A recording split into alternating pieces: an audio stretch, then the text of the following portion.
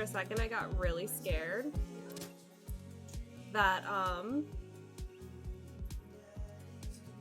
that I'd have to restart stream because the game wasn't playing. But yeah, now I'm on. I tweeted earlier that I was going to be late because I was hanging out with TNG Sean, which I'm going to shout him out really quick.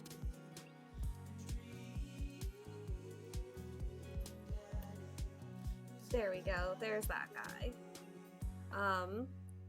Yeah, we hung out today, caught up on the Harley Quinn show, and then we watched Godzilla 2014, and then the Godzilla after that, and it was really fun. And you guys should check out Sean, because he's really cool. I'm like really excited about my new VTuber avatar too. I like kind of want to stream more, just to like, ooh, you know? Like, they even flow cooler too. But yeah, let's get into Dream Daddy. I have no clue who we're going to romance, but we're gonna do it. When someone tells me you're gonna romance that daddy, that's just when we're gonna do it. That's when we're deciding. Oh, but I'm sleeping. Dad. Dad, wake up. Yeah. Oh shit. 5 more minutes. I tried hitting S to go down and it didn't work. My gamer knowledge has failed me. You said that 5 minutes ago. Also 10 minutes ago. I finally opened my eyes and stood up. I'm lying in the middle of the living room, spooning a moving box. I yawn and stretch. Morning, Manda Panda. Yikes, dad breath. Go brush your teeth. I also have some quality juice with me in order to survive talking so much. Build that dad. Oh, geez. I wish there was a randomizer, because then I'd just randomize it and go with that dad. Last time we were a really fit dad. So let's go with this daddy.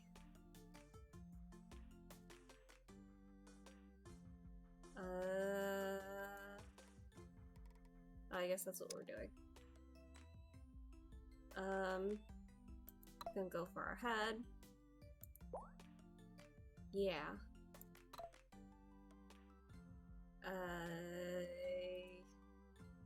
Oh geez. Oh god. I'm just looking for hair color. I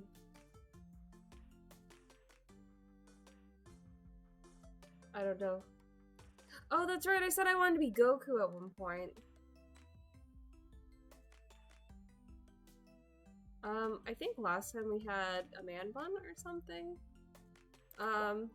Yeah. Anime eyes. Oh, we're gonna be so tired. What eye color? Oh, jeez! Oh, jeez! I almost hit the stop stream button. That would have been scary.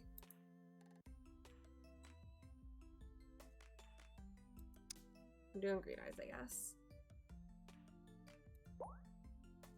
You know, if I keep randomizing like this, it's just gonna be bad.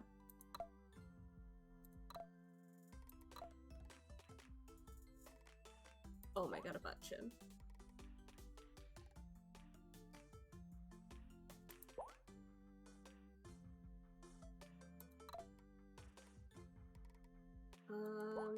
Ooh, what? We get a cool streak there? Yeah, let's go with those eyeballs. We'll keep the green.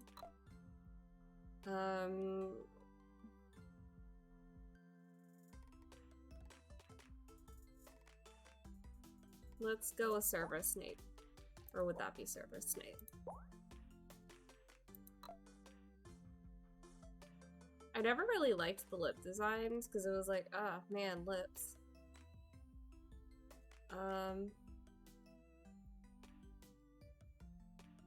I want to be smiling. That one's highlighted. And then... Are we gonna have lip gloss on? Yes! Kinda digging it, not gonna lie.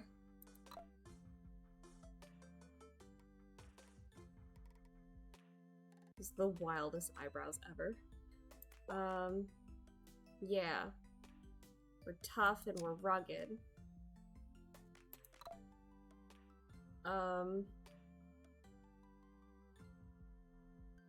Oh, actually, I think there was a thing that asked if they wanted stubble.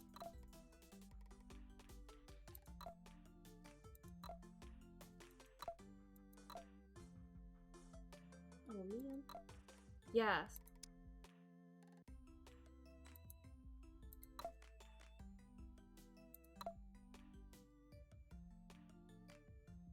No, we have good vision this time.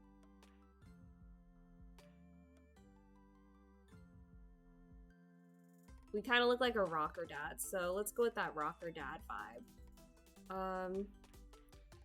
Let's get some piercings. We're gonna be the coolest dad ever.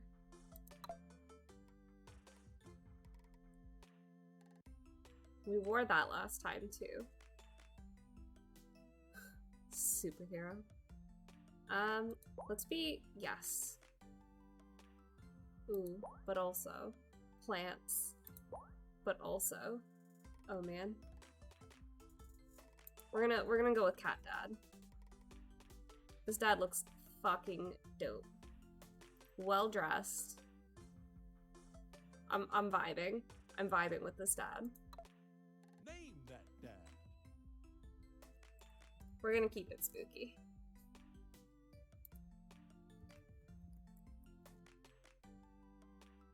Be that dad. He's a very handsome dad. He's got like that gorgeous dad bod and like the cat shirt to make up for it. I kind of want to skip a little bit of things because it took us like 4 hours to get through just the opening before we could even romance a dad.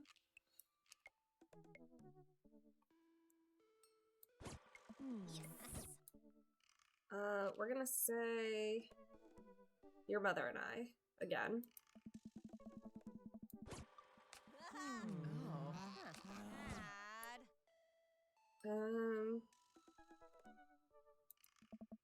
Later fluid, tennis ball, tennis rackets, right?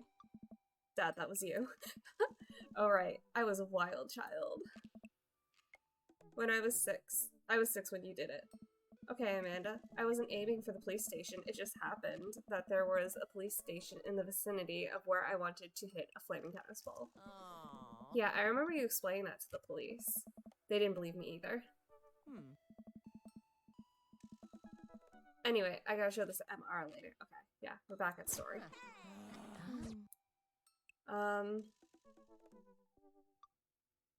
That was the day you were born. It's kind of a funny story.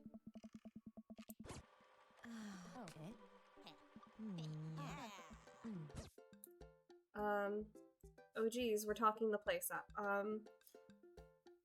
Last time we did multiple places to sleep. Let's say it has washer and dryer hookups. That's always a catch for me. I love being able to do laundry. I am very grateful that my grandmother lets me do laundry in her house. So my apartment is above her house. And yeah, so the laundry's in her basement. And I have to go through her house to get to the laundry, and she's just like, yeah, you're my grandchild. I will let you do laundry instead of paying to do laundry. And I'm like, Grandma, you're the fucking sickest person ever. I love you. I'm gonna take a sip of juice.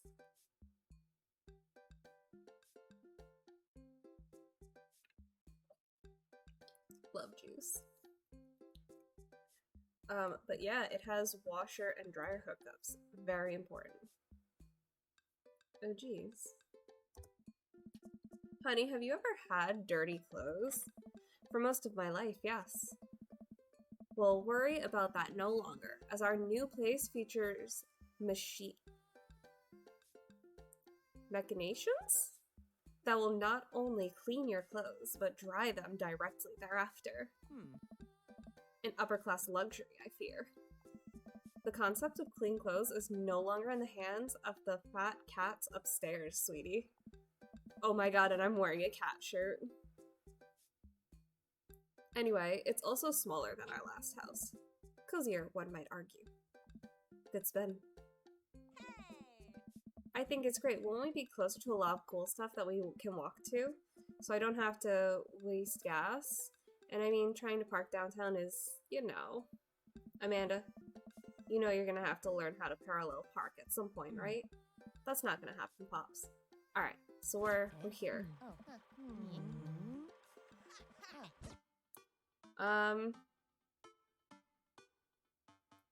Oh geez, what are we doing?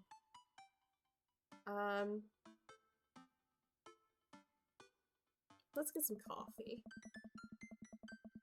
I gotta get my hands on a nice cup of the old bean juice, or I'm gonna be useless all day.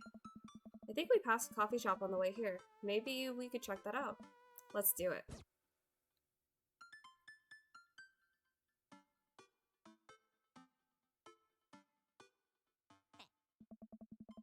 We walk down the street to the Coffee Spoon, a cute little place on the corner. Man, this is such a convenient walking distance from our place. I mean, I guess. What's wrong? Why would I go somewhere else and drink coffee on a couch when I could just drink better coffee at home on my own couch and not have to make awkward eye contact with other people? At least when I'm home, some random guy isn't gonna come up and sit on the recliner next to me, and I won't feel like a little weird about it because technically he's not sitting at my table, but he is very much within my personal zone. Dad. And what's the etiquette when you have a dirty mug? Is there a bin? Do you go set it up on the counter because you don't know where else to put it? Or do you leave it there and feel your face flush hot with shame as you consider the possibility that there is in fact a bin somewhere, just out of sight, and now you're the jerk who left their mug? Ugh. Dad, are you just afraid to meet new people? I have social anxiety, Amanda. Yes, Amanda. We walk inside. The inside of the coffee shop is incredibly warm and inviting. Vinyl records line the walls, and patrons lounge around on well-worn couches. Some cool tunes spin on the record player next to a little stage. Oh man. What's with the name? Oh, it's kind of dumb. It gets mentioned in this poem I like, and I thought it was a good idea at the time, and I suppose now it's still a good idea, but like, the business is still running? But people ask me that question all the time, and I give them this answer every time, and now I'm standing here rambling, and I'm sure we're all getting more and more uncomfortable the more I keep talking, but man, we're in it now, and I can't stop. I love this dad so much. He's one of my favorite romances.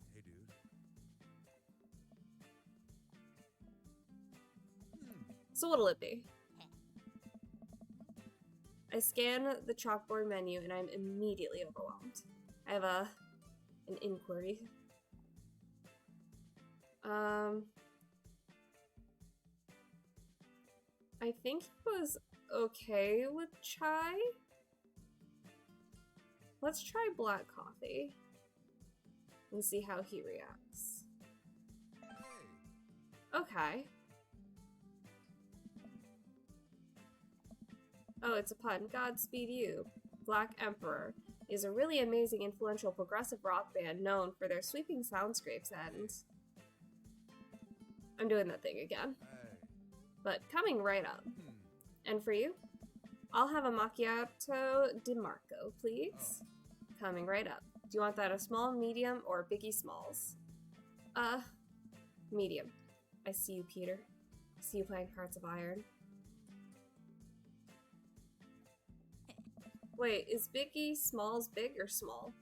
I should change that, shouldn't I? Matt sets to making our drinks, and Amanda and I take a seat on one of the couches. What's his deal? Yeah. Let the man make his puns. They're cooler bands than you listen to anyway. I just realized we should romance the dad that Sean likes the most. In honor of him for seeing him today. That's what we're gonna do. So we're gonna fast forward a little bit. Because we did that in the beginning thing. He was okay with grateful banana bread, or maybe he wasn't. Let's do banana bread Kennedys. Okay, he's okay with that too. You know, like the punk band. I thought you said you only knew dad band puns. I'm a hard dad. Oh. That actually has a nice ring to it. Really? Hey. Yeah, banana bread Kennedys. Strong decisions. That's art, baby. Hey. I want to say baby. Oh, yeah. Yeah, he does this. He's one of the best dads, I swear to God. Hey. Alright. Let's get some fresh air. We're gonna run into the dad that Sean likes. And romance him. Although, we might run into Craig first. Yeah, we're gonna run into Craig first. Oh, fuck! Oh, fuck! This is the dog. Oh, God. I messed it up. Did you throw this thing at my head? Bark. He runs around in a circle and nudges my leg with his nose. Oh, God. This is the cutest dog. I'm gonna pet the dog. We always have to pet the dog.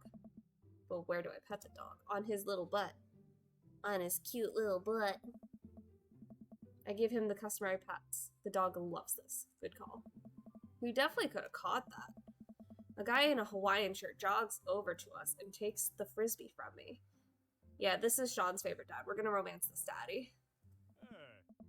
You know, frisbees are traditionally caught with your hands, not your face.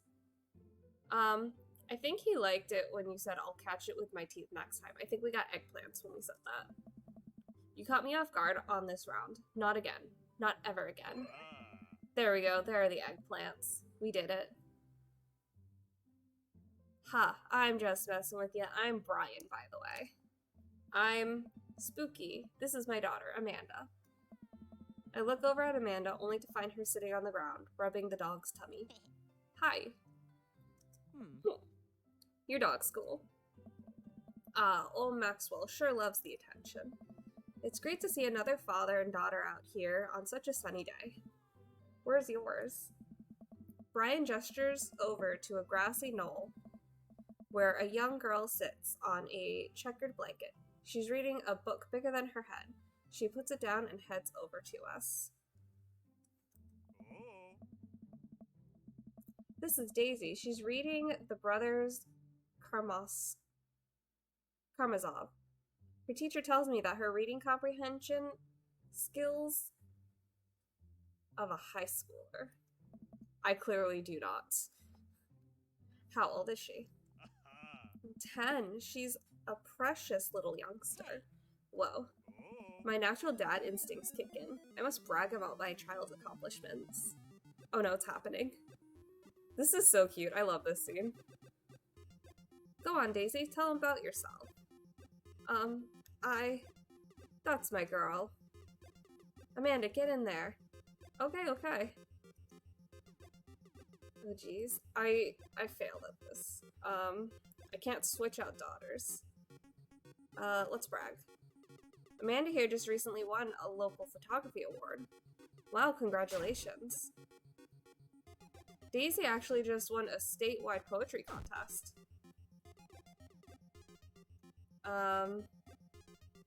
Let's brag again.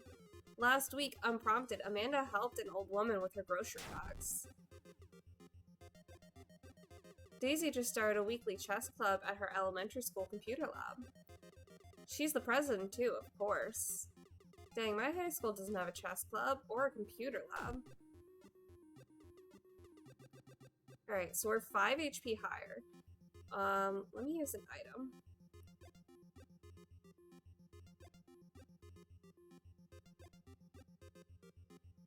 Let's do spelling bee photo.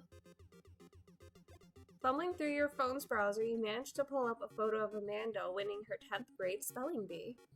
Wow, congratulations, Amanda. Daisy is getting prepped for her annual spelling bee right now. Hopefully this will be her 3rd win in a row. Yikes, you lose 5. Daisy sold enough candy bars this year to get the top prize, a canoe. We're taking it out next weekend.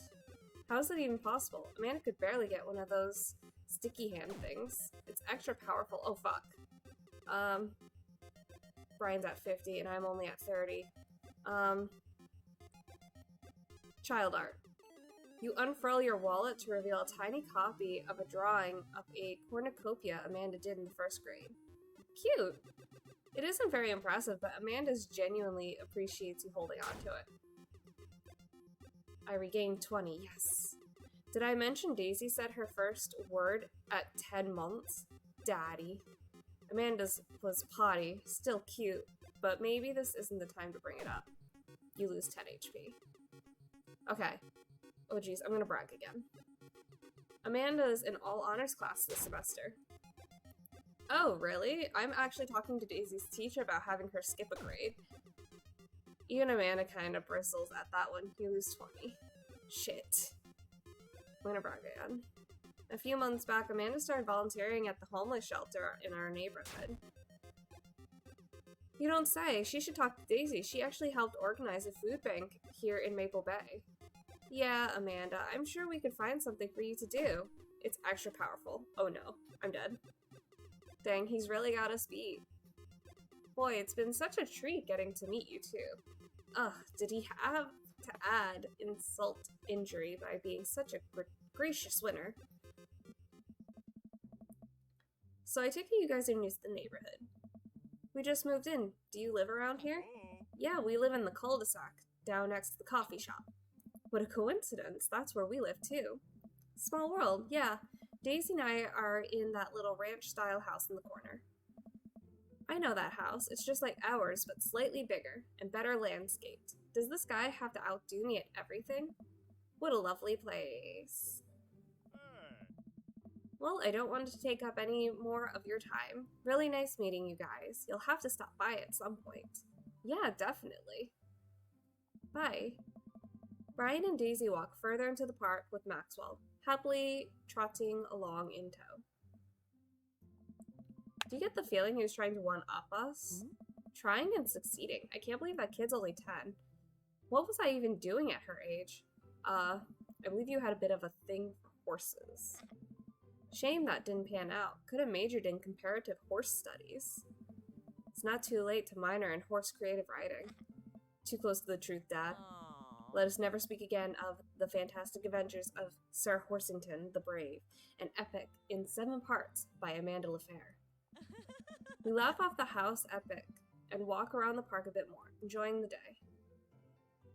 Let's take a nap. All the sunlight is making me tired. I don't think I got enough sleep last night. You slept for 14 hours. Exactly. Alright, let's try and fast forward more and kind of break through all the other daddies. Oh, hi, Craig.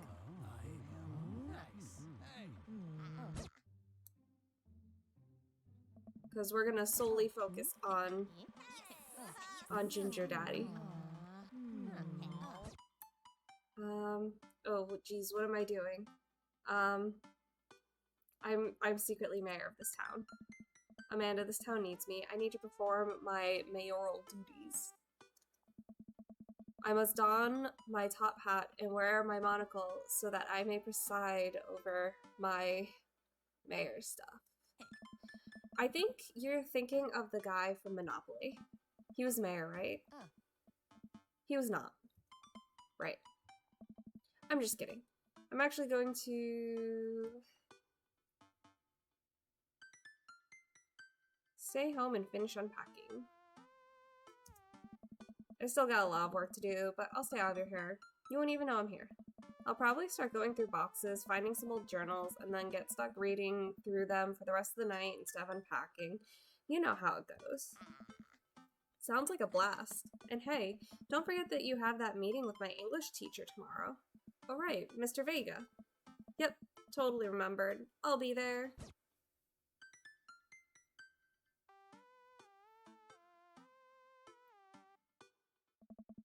Alright. Oh, wait, no, this is the actor thing that we have to look at. I get to work unpacking the various boxes around the living room. A couple of hours pass and I get some good work done. The washer and dryer unit is both washing and drying, and we can actually walk through the living room without tripping over boxes. What? A visitor? I walk over to the door and open it. Hello? Oh man, we're gonna skip this guy. We're gonna skip this guy. We already went through how problematic he is. I don't want to drink. I want to sleep. It's been a long day. I think I've earned a solid 8 hours. Hello, Bowtie. How are you? Craig, we're gonna sleep. We don't like running.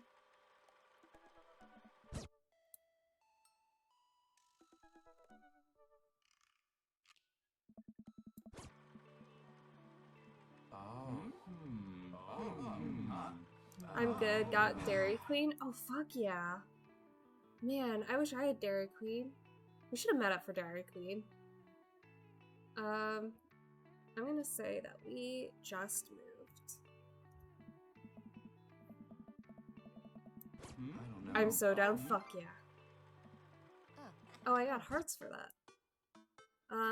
Let's make something at home. Honestly, it would just be really fun to meet you, Bowtie, because I know we're really close. I actually just saw my friend Sean, and I'm not gonna out where he is. Y'all know TMG Sean. The guy who says he's mediocre, but he's actually magical. I saw him today and we hung out, and it was really fun, and we're chasing after his favorite daddy in his honor. Okay, I got Red Velvet Blizzard. Ooh, that sounds delicious. I think I usually got the Reese's one. Ooh, I do love Snickers. Snickers is probably my favorite candy bar, but like, Reese's has that perfect serotonin mix. It tastes like cake though. That sounds fucking delicious. I'm so jealous.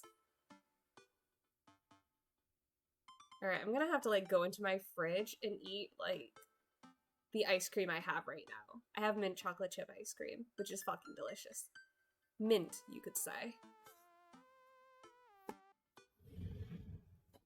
I'm gonna start talking. I'm just gonna grab it and keep talking, and you guys are gonna have to just I get that little spoon, which Peter laughs at because he's just like, oh man, you always get the little spoon. How come you don't get a big spoon to eat things? And I'm just like, well, Peter, that's because I am not a neurotypical. I forgot how to sit.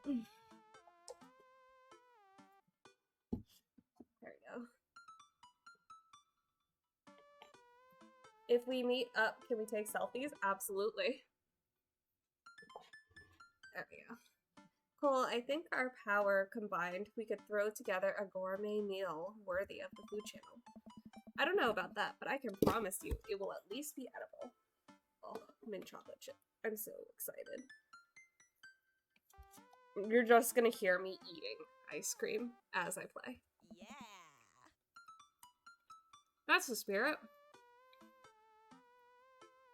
It's like the Friendlies brand too.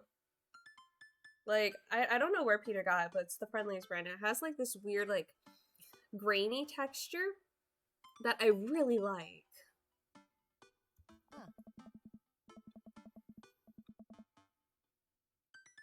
Oh, this is the phone bit. Okay. We're gonna skip that once I get another mouthful. Ha ha ha.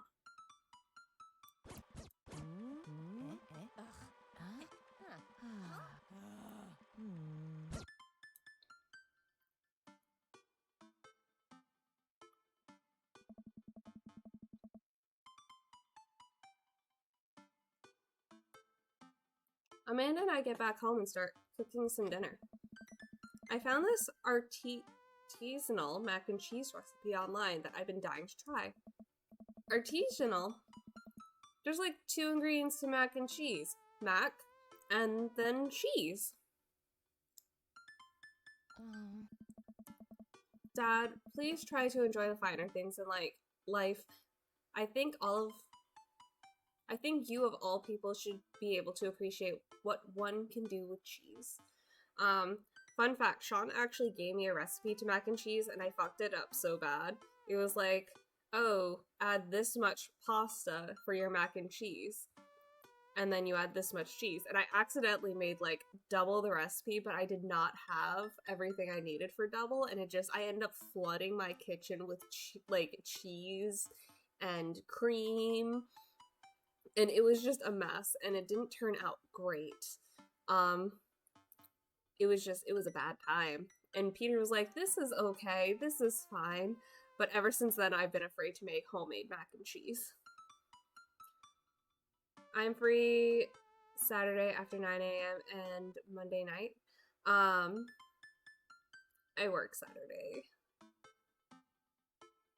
I do usually have Mondays off. So my days off are usually Sunday and Monday. And then I'm out usually around 5:30 Saturdays. Because I talked to my boss and I was like, hey man, I don't spend any time with Peter because our schedules are completely opposite. Because Peter works 7 a.m. to 4:30 and I work because hours have been cut because it's January and shops and such. I've been working depending on the day, I'll work between 12 and 9:30 or sometimes 3:45 to 8. Which isn't bad, but our hours conflict, so I never see Peter anymore. So he started giving me half days on Saturday, which is awesome. Yeah. But I appreciate you letting me know, and we'll definitely have to plan some hangout time. I don't know why I went into that rant, but here we are. I'm sharing my life.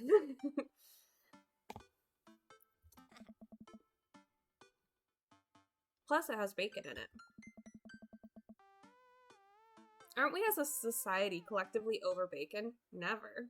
I literally just ate chicken bacon ranch pizza today. It was dope. I was just giving you a heads up. Be prepared for the hugs.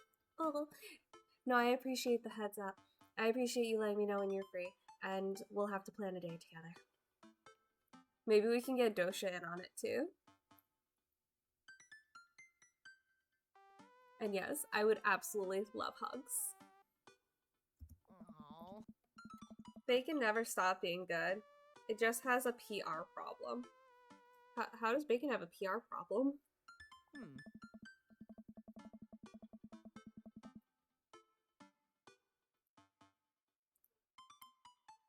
We get to work on the recipe. Amanda measuring things out and handing them to me to dump in the bowl so I can feel useful. Amanda puts me on bacon duty, so I chop up a bunch and toss it into the pan to get it sizzling.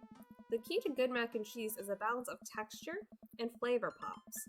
Not only are we going to want the fullness of the cheese and bacon, but we also need to counterbalance it with the crunchy mouthfeel of breadcrumbs. Amanda's very right in that.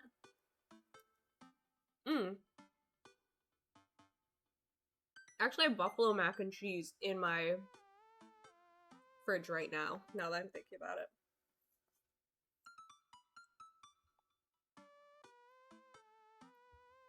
Mouthfeel? What is a mouthfeel? You know, when you eat stuff and the texture. Peter once tried to explain to me mouthfeel, and he just started making this movement with his, tongue to show me. I know what a mouthfeel is, I think that's a very weird way to say it. So he started making this weird, motion with his tongue, and it made a noise, and forever I've been scarred by that.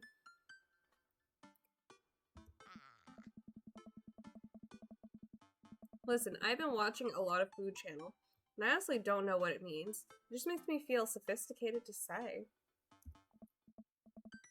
No, I get that.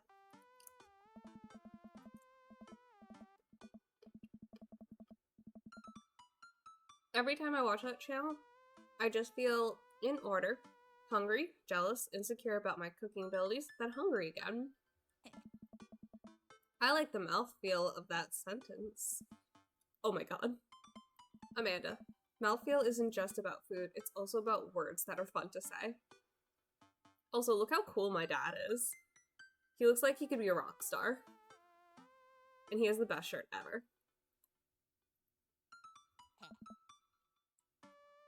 Gregarious.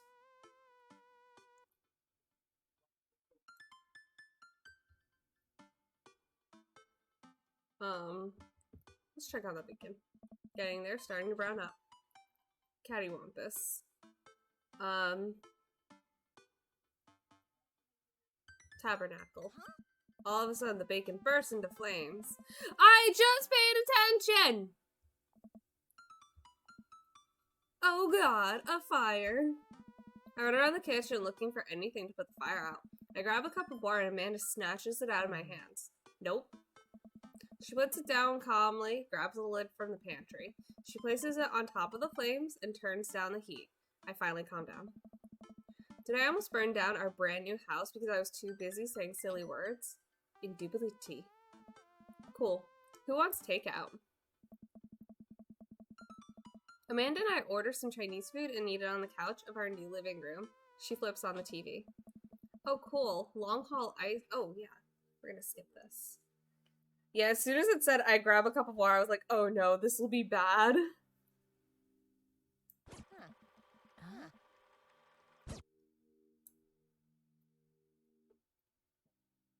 Don't trust anyone who likes their meat well done.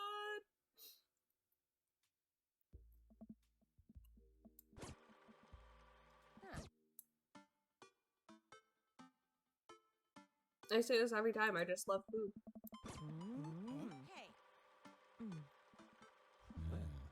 Mm-mm. We're gonna skip the small talk. And we're going to... I definitely want to talk to Brian. Because he's going to be our main focus, and then I'm going to skip everyone else. But I also want more of this ice cream, so I'm going to talk to people and then skip everyone else.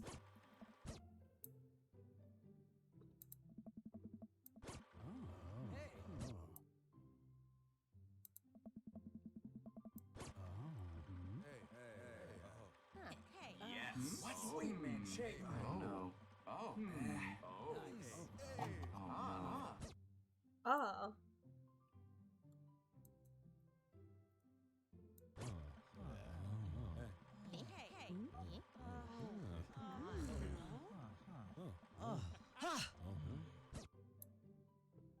I could have probably easily just said burger time after talking to Robert and Brian, now that I think about it.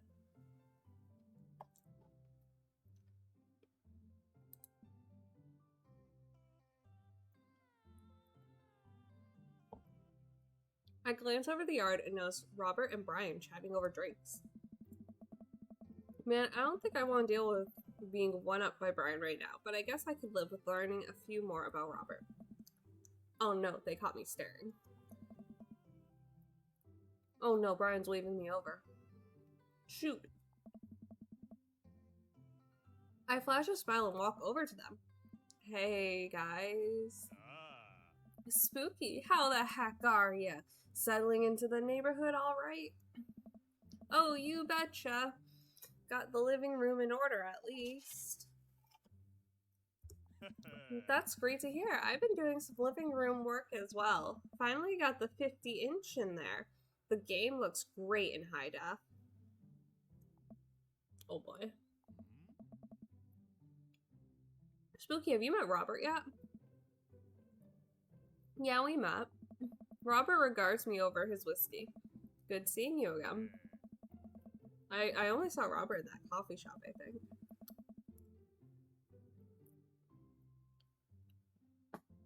I don't remember too well, but I think I remember Robert's story being problematic.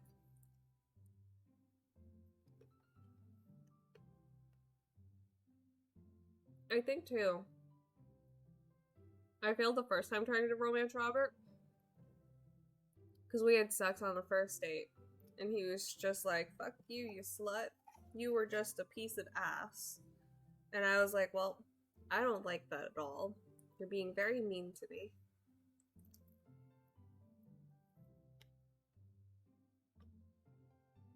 We were talking about my most recent camping trip. Spent a night out in the woods with Daisy and Maxwell.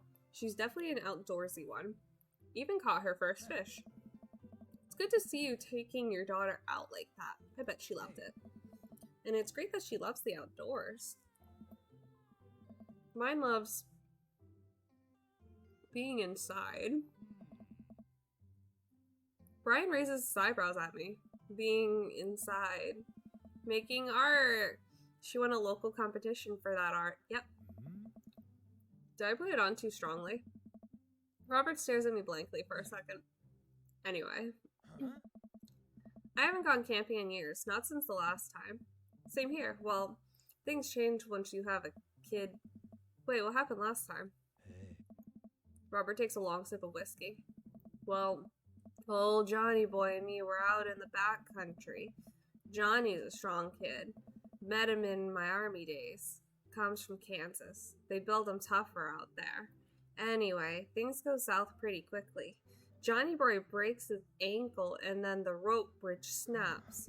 You could see the bone popping through the skin. Johnny boy's screaming now, crying for his mama, losing blood. We're 2 days out from the next living soul, and I'm there with my dear friend bleeding out in front of me. I'm able to dress the wound, but now I got a fireman carry a 6-foot, 180-pound man over some of the toughest terrain I've ever been in. I won't lie to you, there were moments during these 2 days when I thought about leaving old Johnny boy, but you build a bond with your brothers in arms, and that bond never breaks. I got that boy back to civilization, but I lost some of me out there. I guess that's camping for you.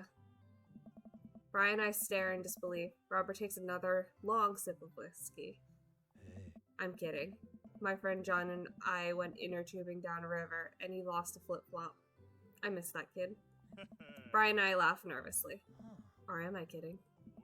Brian and I tense up again. I'm kidding. Whew! Amanda and Daisy barrel up to us, laughing. Daisy is holding a paper plate in front of her, like a steering wheel. We gotta get off this haunted truck. Oh no, the ghosts locked the door. Quick, hit the emergency escape button. But trucks don't have emergency escape buttons. Then hit the brake, I guess, and we'll get out of the truck. The imaginary truck.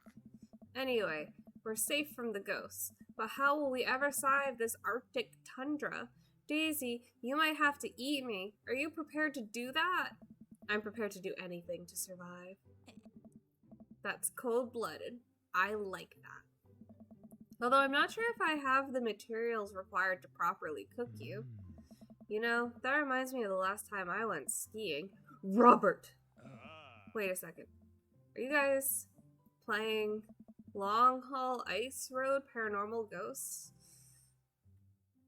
Yeah. Amanda and I love that show. I love this ice cream.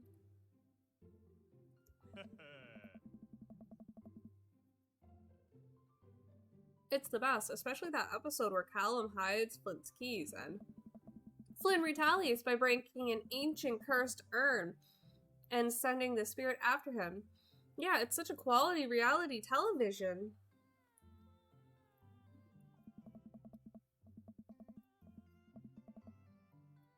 I don't watch a whole lot of television, but I do enjoy that show. That and war documentaries. Alright, Daisy, I found us a couple bugs. They're gonna make a great meal. Lots of protein. Gonna keep us from starving out in the harsh, icy wastelands. But there's a whole table of food right there. Daisy, it's a game. We're playing pretend. It's what kids do. Live alone.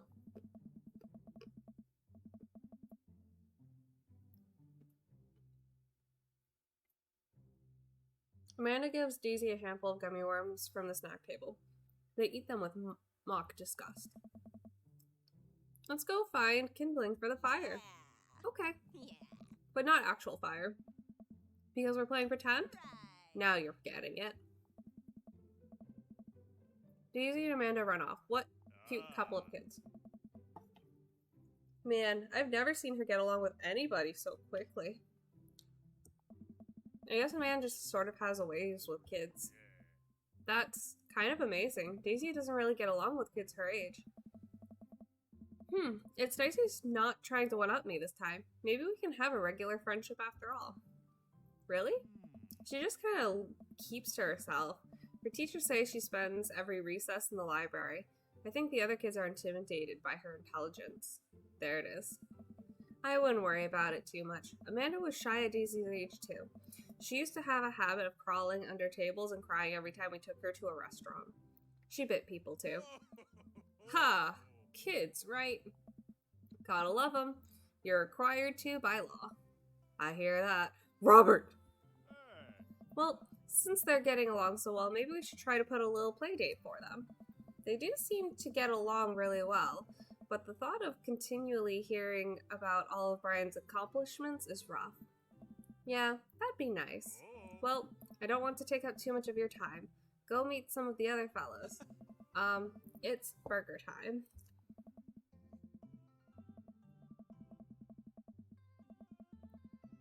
Oh, he's making his burgers. Oh, nice.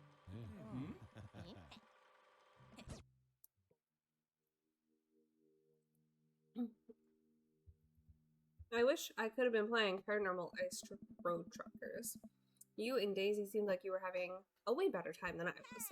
Because we were. Well, hey, at least you met some other cool dads. You should hit them up on Dad Book. Oh yeah.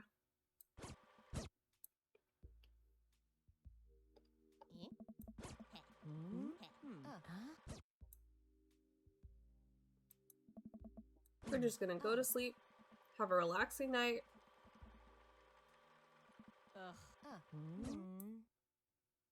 Oh, Amanda came home late.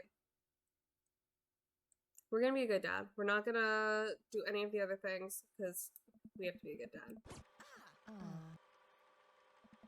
Amanda came home late, didn't answer her phone, and made us nervous. Sorry for freaking out on you. And we make up, and we have a good time, and Amanda helps us make our dad book. And I eat more ice cream.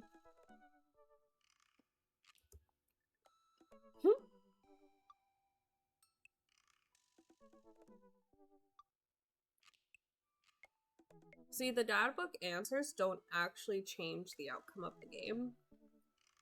It's just fun to have.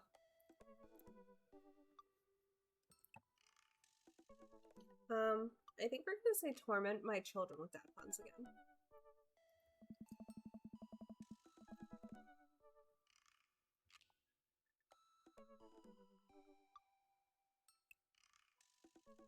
Grill Daddy coming in clutch. I don't need anything. My survival skills have trained me for this day, where I am stuck on a deserted island. Why, turn-ons are always strong dead arms. And comfortable crying. Talk to your grillmanship.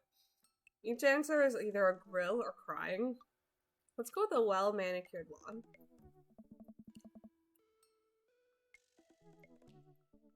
What do I want to be when I grew up? We're gonna say a salty boat captain.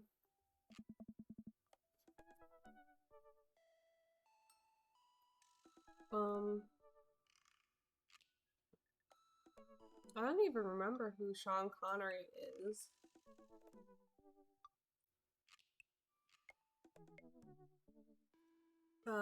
Let's say Laserdisc.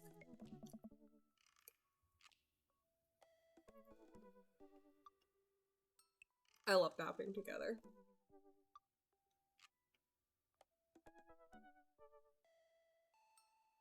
I think last time I said geocache because I love geocaches. I'm gonna say napping together. Would you never leave home without?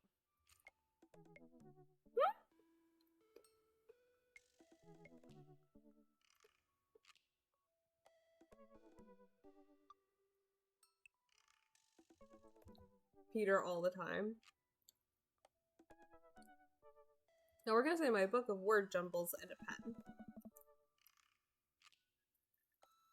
I spend a lot of time thinking about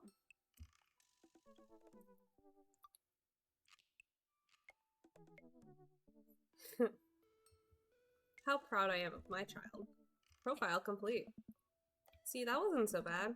Yeah, it was actually kind of fun. I could spend all day on here just looking at other people's profiles.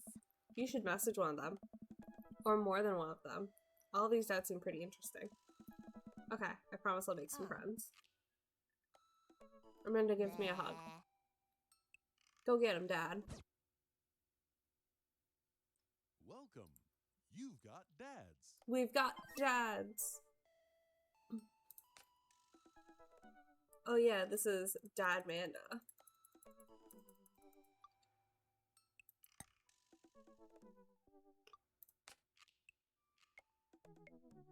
Hi, I'm Brian. I spend most of my days hanging out with my awesome daughter and thinking up new ways to grill things. You're the grill dad. Fuck. We should have done all the grill things for you. That's okay. If you like fishing, then we'll get along. I really don't. Don't fake your interests to be with other people. Be yourself, and the right person will find you. On a Friday night, you are most likely to. Just see how slowly I can cook a piece of brisket. Oh god, why does that sound like Peter? Peter can't cook, but he loves brisket.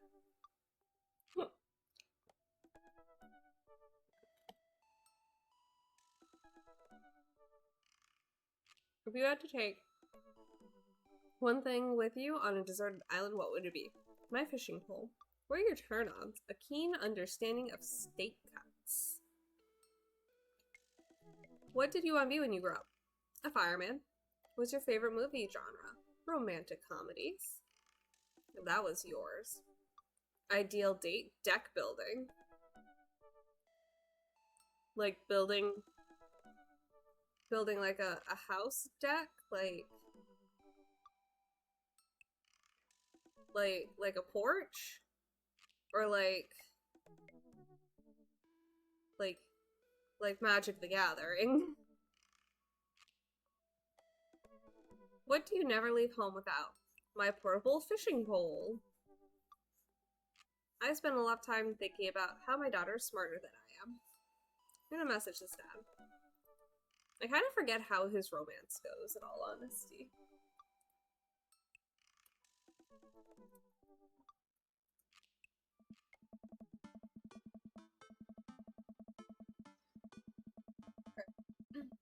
We're gonna do this. We're gonna do this so good. Man, I don't know how I feel about hanging out with Brian more, but it seems like Daisy and Amanda got along really well. Maybe I should just bite the bullet and hang out with Brian more for the sake of the kids. I crack my knuckles and start typing. Hey Brian, great grabbing burgers with you at the cookout yesterday. We should get the kids together and hang out soon. I wait a couple of minutes until a ding comes from my computer, and a message pops up on the screen. It's Brian. Let's see what he has to say. Hey man, I always love a good burg with a buddy. We should definitely hang out. What do you think about mini golf? We could bring the girls out and have ourselves a little friendly competition. Rock on, Brian. Friendly competition? This is perfect. I know Amanda and I will crush Brian in mini golf. I've been taking her to mini golf courses since she was a little kid. And I'm proud to say she's almost better than I am. Almost. I type back. Oh, he signs his text too. What a silly Billy.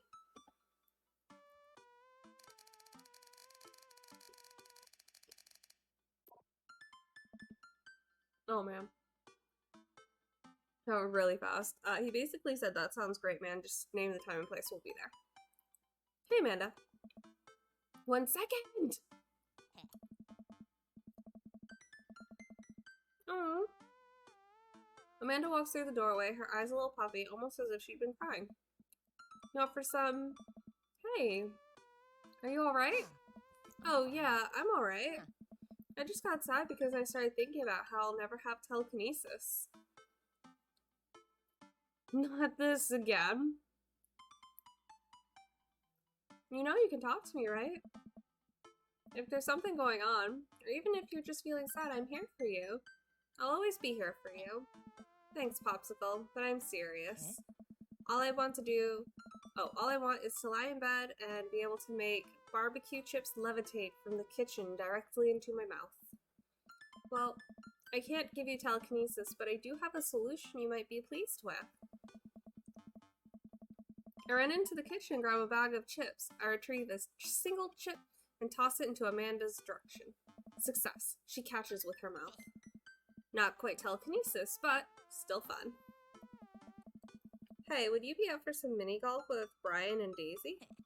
I'm a little out of practice, but I know my backswing leaves something to be desired. But I think I could keep it in the negatives.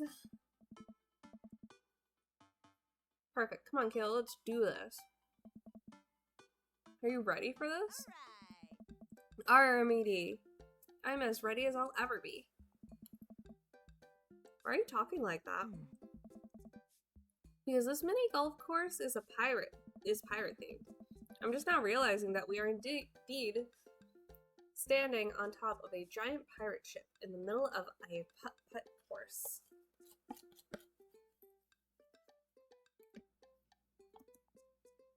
Oh. Yeah. Come on, Pirate Dad, won't you talk like a pirate with me? Ahoy. Scurvy.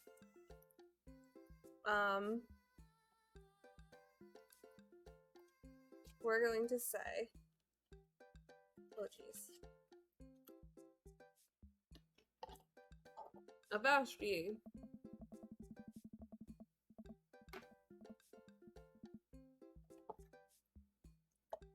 I'll make Brian and Daisy walk the plank with my superior golfing abilities. I mean, doubloon? Huh? Come on, Dad. You told me that this was gonna be some friendly competition. Friendly competition is dad code for actual competition. I need to prepare my body, mind, and soul to defeat Brian on the field of glorious battle. It's just mini golf? Just mini golf. It's so much more than that. I kneel down and place a hand on Amanda's shoulder. I just want you to know that there's no pressure. It's not a big deal. Don't worry about it too much. But we have to beat Brian at mini golf. Whatever happened to just having fun? Oh, we will have fun when we beat them. Amanda gives me a side eye. But before I can side-eye her back, I spot Brian and Daisy. Ahoy there, mateys. Ahoy! Brian walks up with Daisy in tow. It looks like they already rented us some golf clubs for our mini-golf excursion. Total power move. Why didn't I think of that? Alright, first mate, I hear there's buried treasure in these waters. You gonna help me plunder it? Oh, Amanda, I don't think this is a real pirate ship. I think it's just to play putt-putt on. Amanda gives Daisy a look. I mean, aye, Captain. Daisy winks at Amanda. Ah, look at those two. They're two peas in a pod. So, you excited to get some mini golf in? Oh, you know it. You a gambling man? I know when to hold them. Ooh, we got an eggplant for that. I know when to fold them. I know when to, shoot. That's pretty much all I know how to do. How about... Hello, Throne Fiddle, how are you? It's been a fucking minute since I've seen you. How are you guys doing?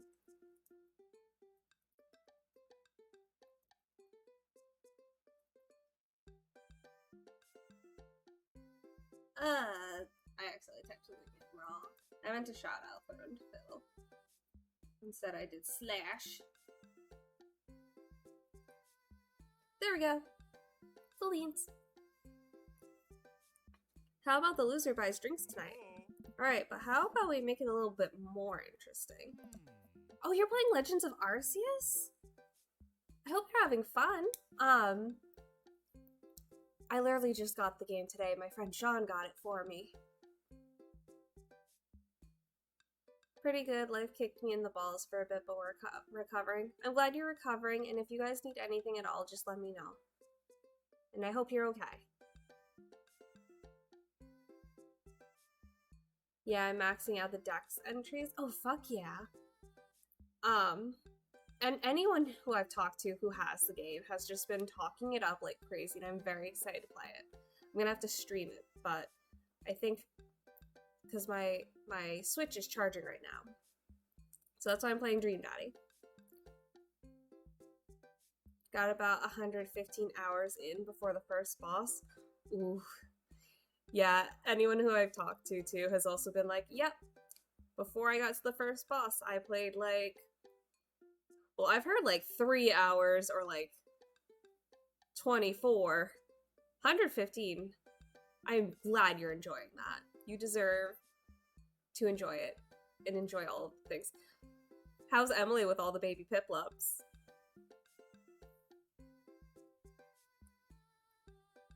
I'm listening. The loser has to mow the winner's lawn this weekend.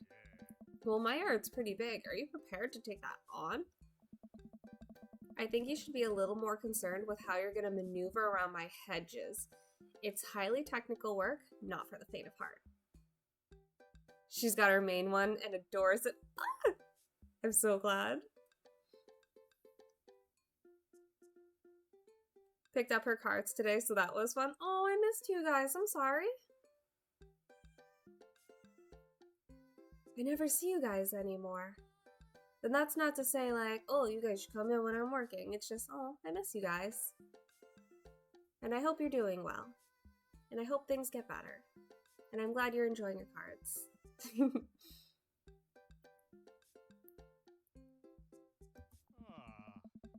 I don't think I'll need to worry about that. I'm very good at mini golf, you know.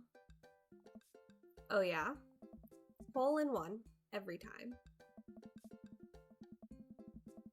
What I just said is not a true thing, but it already came out of my mouth, so I have to stand by it. Oh, did you guys get any good pulls, by the way? Or did you get singles? I almost said, did you, like, get up? Like, pick up? Did you get? Just kind of meshed in a weird way. We haven't been there in a bit because we had some financial problems. Oh my god. Are you okay? How are you feeling? I'm glad, like, you're alive. And I'm glad that Emily's alive, but, like, how are you recovering? How are you doing? She got a bit of good stuff. I didn't get much. Oh, I'm sorry. I'm glad you guys got some good stuff, though.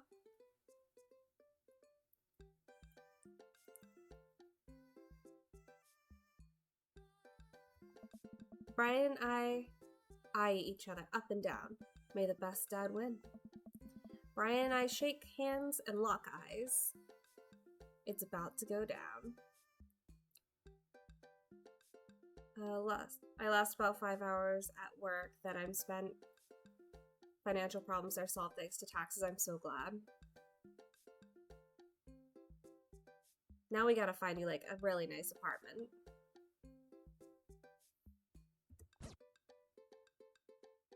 Oh, please don't tell me I have to actually... Oh no, I actually have to do it.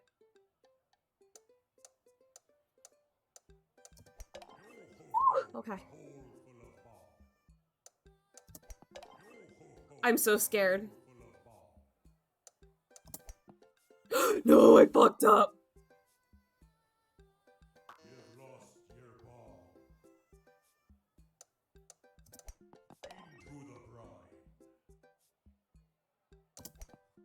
I fucked up. I fucked up so bad.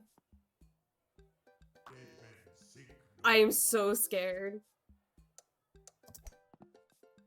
No.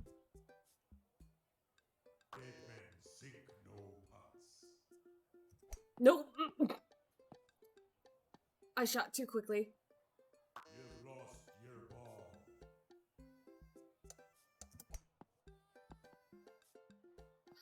Oh, I know what I should have hit. You've lost your ball. I know that's my ball. Shut the fuck up. Into the bride. What? I got an S for spooky.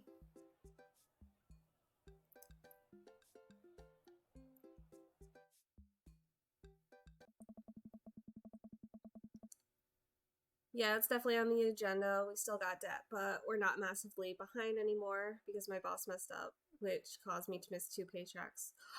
That's fucked up. I hope you at least got your paychecks. That's very important. I hope you got paid for work that you did.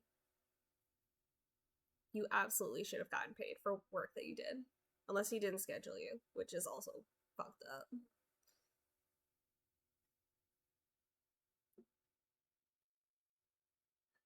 Amanda pulls me aside while Brian and Daisy start walking to the next hole. Hey, you having a good time? I'm having a great time. I'm having a fantastic time destroying Brian underfoot. I just asked because your eye is twitching. No, it's not. I feel my left eye twitch. Amanda raises her eyebrows.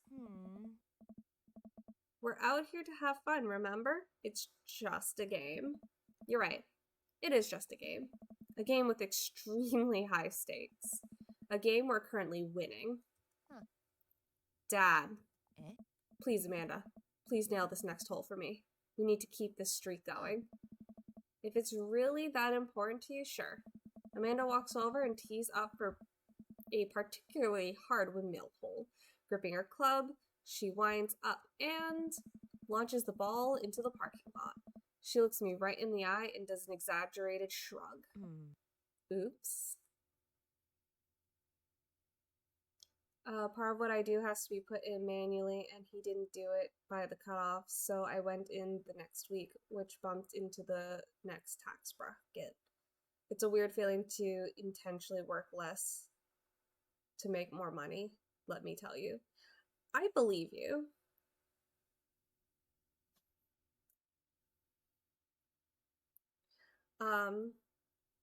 Think I kind of know what you're talking about because I've had friends who had to work like a limited numbers of hours to keep their benefits.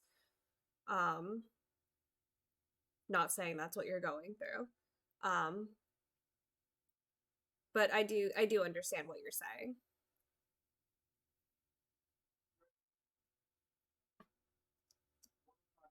Oh god, I hit a space button. I don't know if that was okay. There we go. I disagree with her actions, but I appreciate her act of youthful defiance. She walks over and pats me on the back. That was for your own good. Love you, kiddo. Oh god.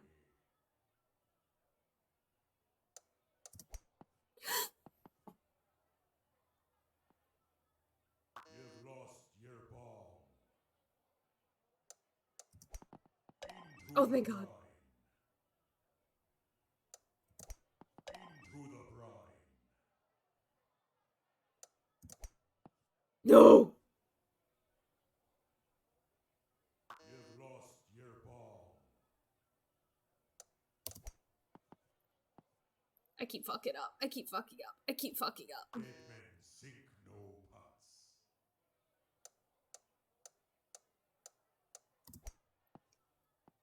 This isn't good. This isn't good. This isn't good. You've lost your ball. You know I've lost my ball. Into the brine. Oh god. Dead men sink no pots. Do I have to get it into the mouth?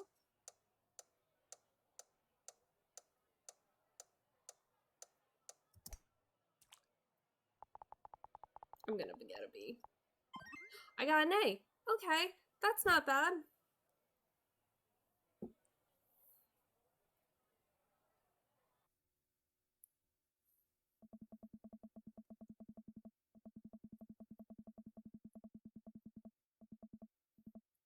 I try to maintain an air of professionalism because there are children present. but I can feel the crushing weight of the 4 dads before me casting a disappointed look upon my broken frame. I have failed you, fathers, and for that I am sorry. Man, that was some good shooting there, Spooky. I've lost that pot fight. I can't believe I lost. I got an S and then an A. I guess I had to be on my S game, not my A game. I fought valiantly, and my only regret was being bested. We got the eggplant, yeah. I'll remember this day, Brian. And someday, when I finally defeat you, you'll think of this moment too. The moment I decided your fate.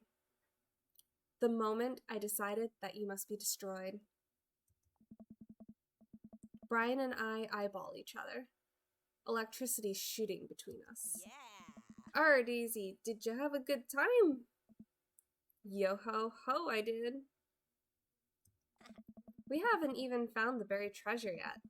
I think we need to apply for a permit to dig around here. I can take Daisy home so we can get the city paperwork started for digging. You two go enjoy your night. Sounds like a plan. Spooky, you cool with that? Sure, just don't get yourselves into too much trouble. Can do. I'll make sure we get into a perfectly reasonable amount of trouble. Amanda and Daisy skip away, yelling about buried treasure. Bless that kid's tiny, rebellious heart. Well, guess we should hit the bar now. There's actually a tiki bar attached to this place. How about that? That sounds like a plan. I guess I'm spending more time with Brian, which I'm not jazzed about considering I completely blew it on the putt-putt course. Okay, Dad, you can do this. You just gotta drown my sorrows in some tropical loser drink and get out of here. Brian and I walk into the Freaky Tiki, Kitschy Island themed bar. Palm trees adorn the walls, and several fake parrots are strewn about. Ukulele music plays softly in the background. Brian and I approach the bamboo bar. 2 pineapples of hospitality, please. The bartender whips us up 2 rum drinks inside the hollowed out pineapples. He sets them on fire and we have to blow them out before we can drink them. Usually I like to, I don't know, drink my drinks. If you don't want yours, I'll take it. I have the Tiki Bar song in my head now. Oh geez, what Tiki Bar song? And best me again? I think not. I take a sip of my pineapple hospitality. Sorrows taste fruity. My lawn care needs are very particular. I hope you're up for the challenge. Oh, don't worry. I'll bring my own salt to promote healthy growth in a sustainable environment. You don't put salt on grass, sir. Oh, come on now, Spooky. I'm just having a little fun with you. The Disney one in the Tiki room. Oh god, I don't know what you're talking about. I'm so sorry.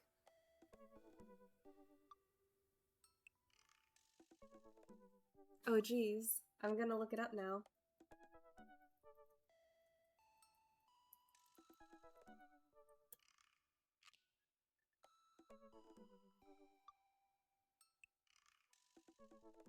It's by Hilary Duff.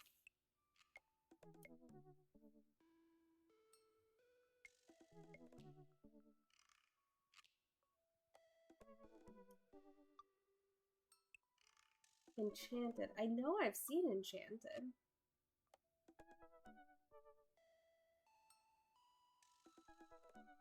Man, memory's so fun.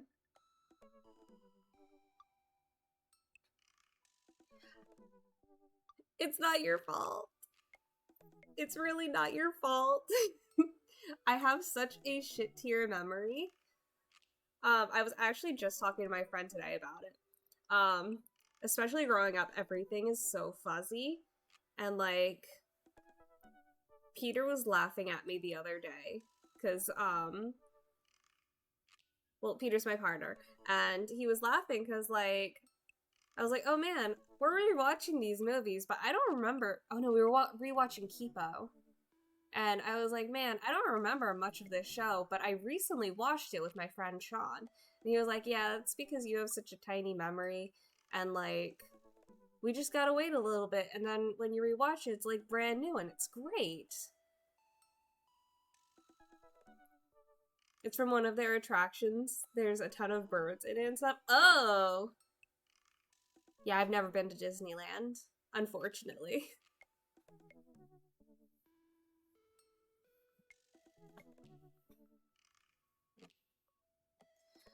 Come on, now, Spooky, I'm just having a little fun with you.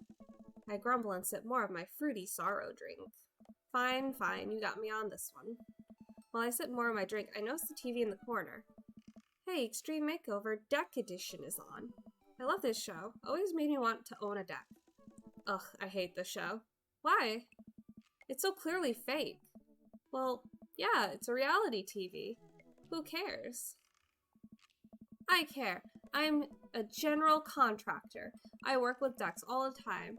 There's no way they're renovating those decks in a matter of 2 days.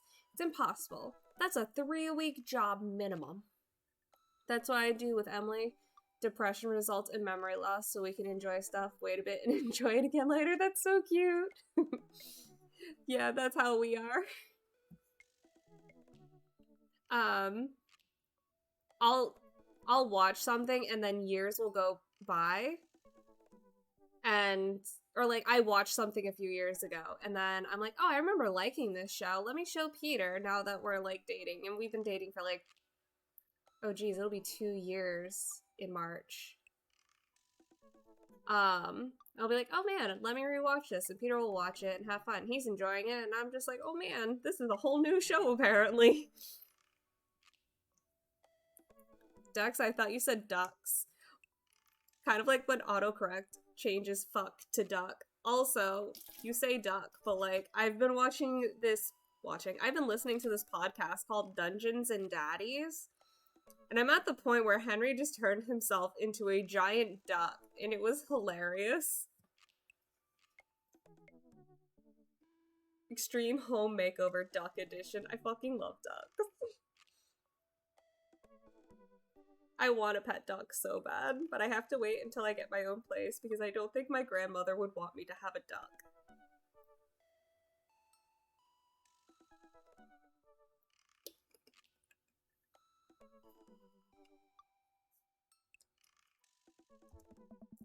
Sorry, I just took a sippy of juice.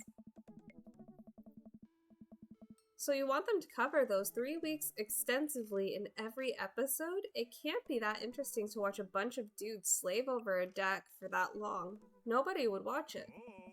I don't like any of those home improvement shows. I want to watch stuff that's real. Like Long Haul Paranormal Ice Road Ghost Truckers? I have terrible news for you, Spooky. No. No. Not them too. Entirely unrelated, but I need to figure out how to sneak ferrets into your work so you can meet them. We've actually had people bring in animals. Like, some people have brought in dogs. I know Mike's brought in his dog, Harley, and she is adorable. Although I don't think for an extended period of... Yeah, not for an extended period of time unless it was a holiday party. Oh geez. I don't know if I can give you that, okay? If you sneak them in, I'll be like, oh man, I love these ferrets with my life. And I will keep your secret to the grave.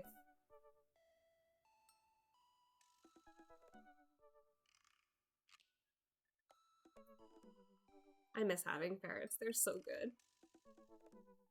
I miss their little clucks as they ran around like little stinky monsters. Not the ghosts, though. Those are real. Ghosts are definitely real. One streaming this place right now! Trucks just don't have emergency escape buttons. I've been lied to for so long. We both chuckle and sip on our pineapples. So, wait, you're a general Contractor. I don't know why I want to say construction. Sure am. I actually helped plan the cul-de-sac we live in. That's a cool Brian fun fact. Wow, nice work. Yeah, kind of took after the footsteps of my old man. He was a general contractor too. The best. He practically built half this town with his bare hands. It's weird how you spend your whole life trying not to become your father, then one day you wake up. Oh, then you wake up one day and there you are. I really hope I don't become my dad. But I get to work with my hands, and it pays more than enough to take care of my daughter. So it's an absolute dream job. For me, at least. Well, that's impressive. Building stuff has always been my weak point as a dad, and I've been okay with that. Until now. Now I must defeat him. I have that patio furniture that I haven't put together still sitting in the garage. Okay. Maybe I should cool it with the dad competition. Gotta keep it light. He definitely likes daughter stuff. We got the eggplant. It's the right decision. So, Daisy seems pretty smart for her age. Yeah, she's a genius. Definitely doesn't get it from her old man, though. It's actually a little embarrassing. She beats me at Scrabble constantly. To be fair, Scrabble is really hard. I can barely make good words when I have the whole alphabet in front of me, let alone 7 letters. I hope y'all heard him laugh. See, we can keep things friendly here. This is perfectly pleasant. I could do this all night. Because I feel an innate need to impress Brian and prove I'm better than him, obviously. Love me some Scrabble? Oh man, I can't even read that well. Y'all are hearing me struggle. Let alone play Scrabble. And the thing that sucks too is I'm a writer and I'm just like, how word do? That's the only reason, I think. Let's keep it moving. We should definitely compliment his beard.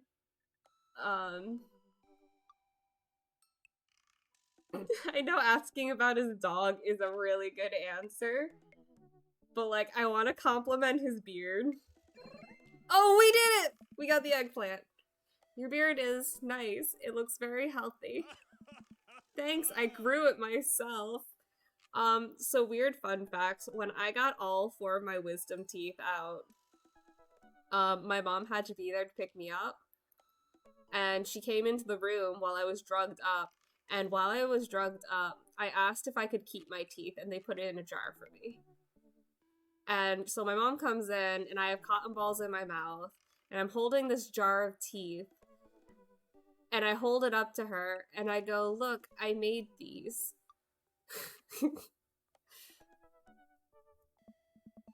Hey, you're not allowed to dad joke another dad. Tell that to Dungeons and Daddies. This is how our daughters feel all the time? I'm upset. Hi, upset. I'm dead. No! I mean, you walked right into that one. That's Dad Joke 101. Listen, buddy, I took Dad Joke 101 years ago. I'm in the 400 level classes and well on my way to a degree in fart humor. I got to pull a dad joke the other day. It was amazing. You gotta tell me about it. We love dad jokes in this house. Also, have you listened to Dungeons and Daddies? I cannot recommend it enough. They have their own website called dungeonsanddaddies.com. Gave a guy my shopping trolley and was like, put some gas in for you.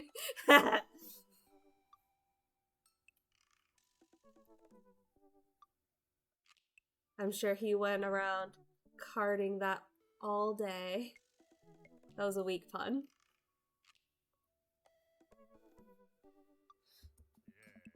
Wow, Amanda must be so proud. She is not.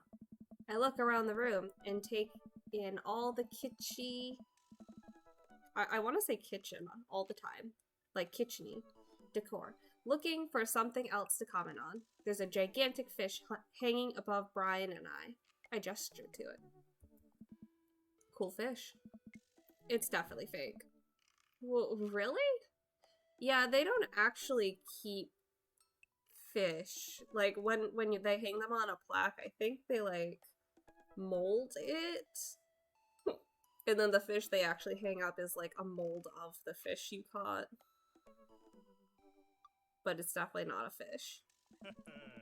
Everything in here is fake. That palm tree over there is just a ficus with plastic coconuts glued to it. I look over. He's right. That makes me very sad they hurt the little plant. But I almost caught something like that fish once. Mine was bigger, though. Of course it was. Oh, really? Yep, I went on a trip to Hawaii maybe a decade ago. We were out on the sea for 3 days, catching fish, drinking beer, you know, guy stuff. We had a hot plate on the boat so we could sear the fish right after we caught it. Throw a little bit of salt and lemon on there. Oh man, that's some of the best food I ever had.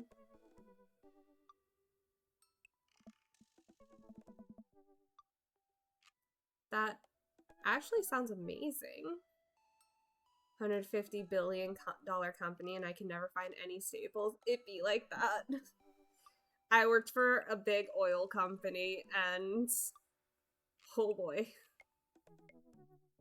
Trying to find supplies was rough sometimes. And then you ask like 12 people and they're like, ask this person, and then you ask that person, and then it's just like connecting the dots but with people and trying to find your staples.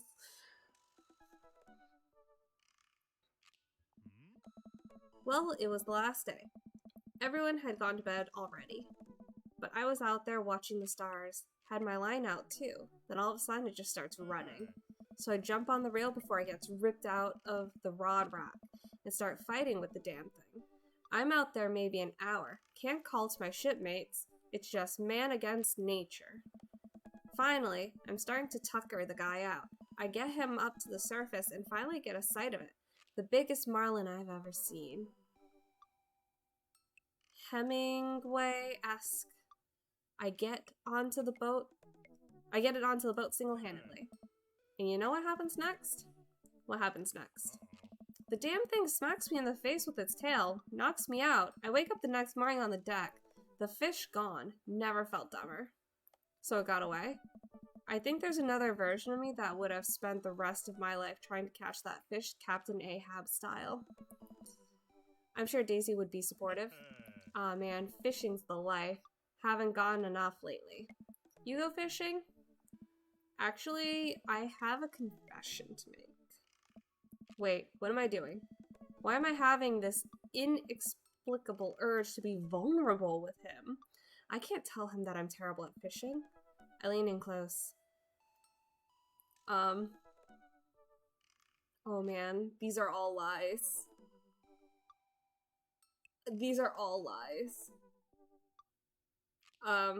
No one can outfish me. Oh geez, okay. I'm simply the best out there. Okay, since you're such a pro, I'm taking you fishing. Do you want to go fishing? Wait, don't answer that. Yes, you do. We're going fishing. Oh no. Oh, I don't know. Come on, it'll be a blast. I know the perfect little fishing spot. I'll bring some beers, we can just sit back, relax, and reel in some trout. We'll bring the kids with us. Come on. You know you want to. I sigh. I've been cornered. Yeah, okay. Brian gives me an exuberant high five. Yes, maybe we'll see who can catch the most fish, so I can get you mowing my lawn. You can try to beat me, but they don't call me spooky good at catching fish LaFair for nothing. I am spinning a web of lies that I fear will one day consume me. Sounds like it'll be a scrap. Brian and I will finish our drinks and head out. Till next time, this is a great opportunity for friendship. I'm real excited. Kiss my bass. We're gonna say tuna. Eggplant. And also catching more fish than Brian. You're krilling me with these puns, Spooky. Mull it over. You'll come around to the fish-related dad jokes in no time. Brian extends his hand and gives me a friendly but firm handshake. I see that competitive fire in his eyes. This is gonna become a whole thing, isn't it? You can learn a lot about a man by his handshake. Once Brian takes over babysitting duties, you don't babysit your own child. Amanda walks home with me. She immediately plops down on the couch and flips on the TV. So how was your hang with Brian? I have no idea what's going on, but this is great. This is Dream Daddy, a dad dating simulator, where you play as a dad and you romance other dads. It's great. There's a dad called Damien, and he dresses like a vampire. Everyone calls him Vampire Daddy. And he gives you a tour of his house on the first dad date, and you look into his library, and one of his books is Naruto fanfic. I love him. Unfortunately, we played the best dad first. Oh, I think Joe wanted this game. It's so much fun. I don't know how much it is right now on Steam, if you want to buy it, but it's so good. So how was your hang with Brian? It was okay. Oh yeah? He seems like a neat dude. I think so? I don't know. The guy loves a good competition. But then again, apparently so do I. What did you and Daisy end up doing? Oh, we hunted for treasure for a bit, but Daisy was really adamant about not digging without a permit. So we just watched some documentary about theoretical physics. I put her to bed and then sat around eating Brian's food. Don't tell him I said that. That's standard babysitting protocol, I believe. I really like hanging out with Daisy. She's super mature for her age. Yeah, Brian says she has a hard time relating to other kids. She kind of reminds me of you at her age. Although, she didn't bite people as much as you did. Connor, how are you? I can't believe I'm finally the cool older kid. Feels good. You gonna hang out with Brian again? That's the thing. He wants to go fishing with me. Oh. I told him I was an amazing fisherman. You hate fishing. I know. I'm kind of panicking. I'm sure it'll be fine. You're doing good, that's awesome. All you have to do is wake up at the crack of dawn and sit silently on a boat on a lake for hours on end with no promise of a tangible reward. Your only companion being the fear and doubt of your harbor deep fear and doubt you harbor deep within your heart. Fishing's fun, you'll remind yourself, as the world darkens around you, and you wonder if it's really you staring back at yourself in the lake's reflection, or simply just the abyss. Yeah, laugh it up, Amanda. You're coming with us. It is my constitutional right to outright refuse this order.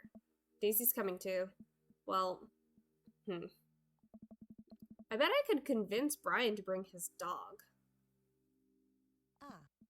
Fine, sold. I'm in. Brian has the cutest little corgi. That got deep. It gets so deep sometimes. Throw Spooky in the water they can catch with their hands. Oh jeez, I don't like fishing. Although I remember when I was like a little kid and one of my mom's friends brought over their children and their son was like, I'm into werewolves, brah. And I was like, cool, what's a werewolf? Because my parents were weird and they were like, yeah, you can watch Jaws and, oh god, I watched Poltergeist, I remember too, but like not the Wolfman. And this kid was obsessed with the Wolfman. We're both like 4 years old. And then he was like, here. Oh, I introduced him to my goldfish. And he was like, oh, have you pet your goldfish? And I was like, no. And he taught me how to pet my goldfish. This is just a weird memory. Yeah, Spooky, don't play Subnautica. I can't. I have such an irrational fear of, like, sharks. And, like, I love the ocean and being at the beach, but I am afraid of what could be in the water. Because only, like, 98% of the ocean has been, like, explored. So I'm all set. I'm chilling. Subnautica is not a game for me. Subnautica is so good, though. I totally believe you. I will cry playing that game. And I have been told by many friends it is an amazing game that I just should never play. It was free 1 month though, so I ended up downloading it just in case I felt like being brave.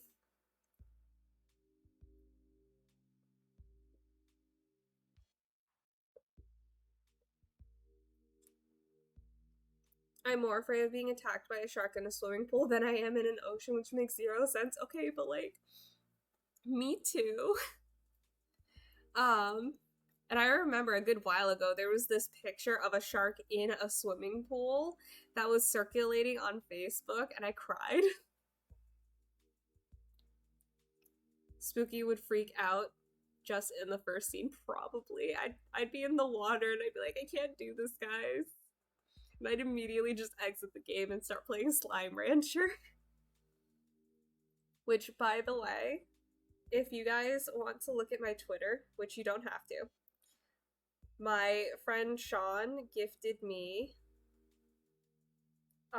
2 Slime Rancher stuffed animals. It was like the bee droid and the water slime, and they're so cute. I love the water slime because he blushes because he's shy.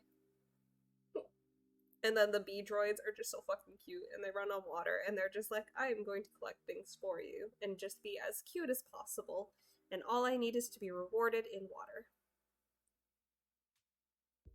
But slimes are water-based beings. Oh man, there's so many different types of slimes. There's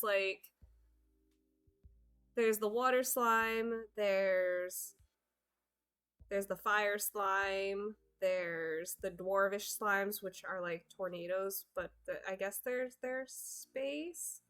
There's the quantum slimes, which can like make not 3D, like holograms of themselves. There's like cat slimes and firefly slimes. There are boom slimes that explode, honey slimes. I fucking love Slime Rancher. Slime waifus? Hell yeah. Actually, speaking of slime waifus, one of my good friends is a slime VTuber.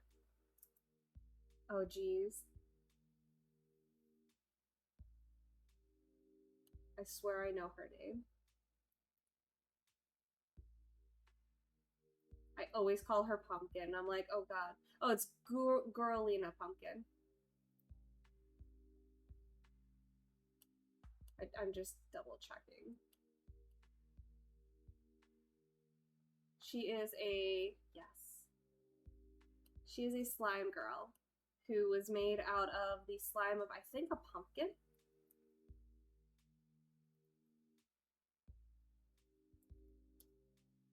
She's so amazing and has such an incredible VTuber model. One thing I know Spooky would like is if they could swim with an otter. I can bet this easily because otters are cute. Otters are actually my favorite animal.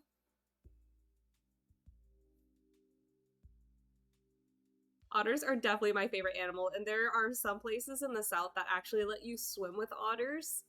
And it's supposed to be enriching for them, and they're not forced to do it, and like it's all healthy and good, and I want to do it because I love otters. You are very correct with that. I just love their little hands, their little faces. How are you doing, Enderwolf? Thank you for visiting. I'm pretty okay. How are you?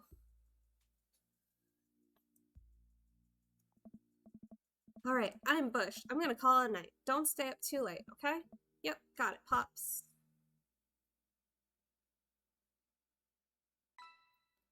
How did I do on this date? Ooh, I did best on Tiki, but I'm close second up to Beard. Yes! What an amazing date! I got an S for Spooky. That's like the best rank you can get. You're doing good? Hell yeah, I'm glad you're doing good. What have you been up to? It's been a minute. I love when my friends who I haven't talked to visit in here because it's like, yes, I can catch up. I'm glad.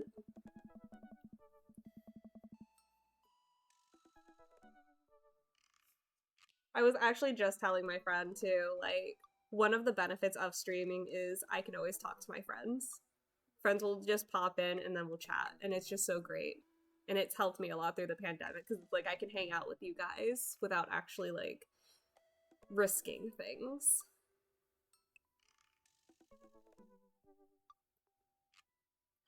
I've been trying to find a job. I've managed to find one. Oh, fuck yeah! Congratulations! I hope you enjoy it. And I hope they treat you right, because you deserve it. Actually, Spooky, can't ghosts count as slime? Sometimes. Depends on what you're looking at. Because some ghosts can get like that ectoplasm goo. And then some ghosts are just like completely like not even solid, not even like, they're like a hologram.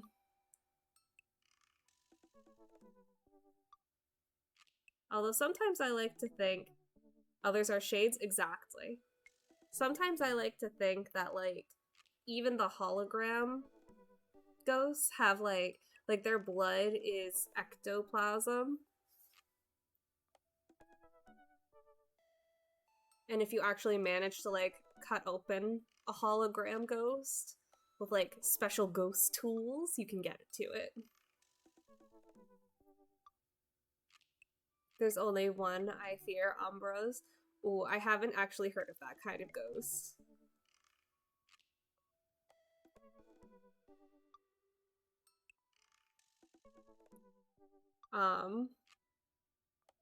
I know I've watched a lot of Paranormal Activity and such. And like, oh, I love BuzzFeed Unsolved. I've watched a lot of ghost documentaries. Not even cats can see. Oh, jeez. And I got 2 boys in here protecting me.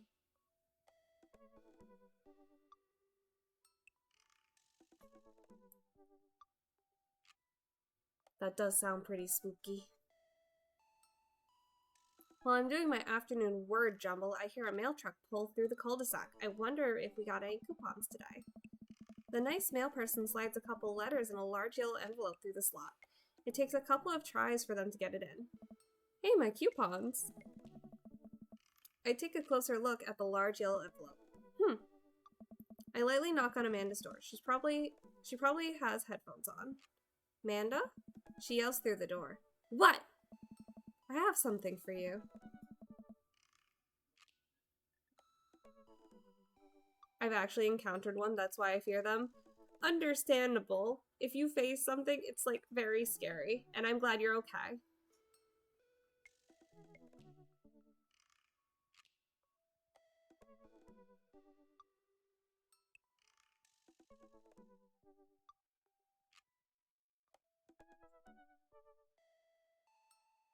I'm glad you've been able to relax to my stream.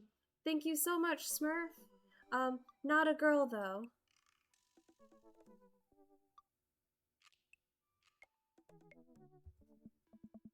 Okay, just thought you'd want this big old envelope we got from HIA. Yeah. Immediately, Amanda pushes her door open. Horn Institute for the Arts? I mean, if you're busy, I can come back. Father, please. I hand her the envelope, which she tears open with her teeth. I gotta go. You have a good night, Connor. If it's nighttime where you are, enjoy your sleep. If you can, please do. That's important. Drink some water, children. That's probably bad for your teeth. She doesn't seem to hear me and spits out a piece of envelope. She pulls out a letter and unfolds it. And the suspense is killing me. This is her dream school. Amanda's face is unreadable. I can't believe this. Oh, honey, it's okay if you didn't. I got in. Oh, I got in. Amanda tosses the letter aside and gives me a big hug. Congrats, sweetie. That's amazing. I'm so proud of you. She pulls away and looks at the letter again. Oh my god, I can't really believe I got in. Well, of course you got in. You're a great student. You nailed that interview. and your photography is incredible. I am a night owl. What you speak of. Sleep? What sleep? Please sleep. It's very important. It's when you close your eyes and then your brain hallucinates for a little bit. Wait, Dad, I know this one's really expensive and it's so far away. I think for a moment, Haya was one of the more expensive schools that Amanda applied to, but I know she's had her heart set on it for the longest time. It'll be tough, but we're gonna make it work. Really? Of course. Amanda hugs me again. Thanks, Dad. Okay, sweetie, we're celebrating tonight. Dinner, your choice, wherever you want. Wherever? Amanda and I walk along the bayside, tearing into our foil-wrapped burritos from a nearby food truck. We could have chosen anywhere in Maple Bay. Coast was not a determining factor. Oh, cost. Please, Dad. You know I'm a simple gal. Just give me a Rito with a view. I can't say I'm mad. Amanda and I sit on a patch of grass and watch ships sail lazily through the bay. And dorms are right near a bunch of cafes, and there are all these galleries nearby. And there's a discount if you bring your student ID, and Amanda, slow down, you're gonna choke on your burrito. I know, I'm just excited. Did I mention that students get their own studio space once they're seniors? And we all get the professional photo editing software for free? It's nice to see Amanda so enthusiastic about Haya. But I wish she wouldn't do it between bites of her burrito. I thought I taught her to chew with her mouth closed. I wonder who my roommates are gonna be. You take a survey online and they match you with someone with a similar major in interests. I bet we're gonna be best friends. Craig and I were. A good roommate can be a lifelong friend. But don't even get me started on bad roommates. Oh no.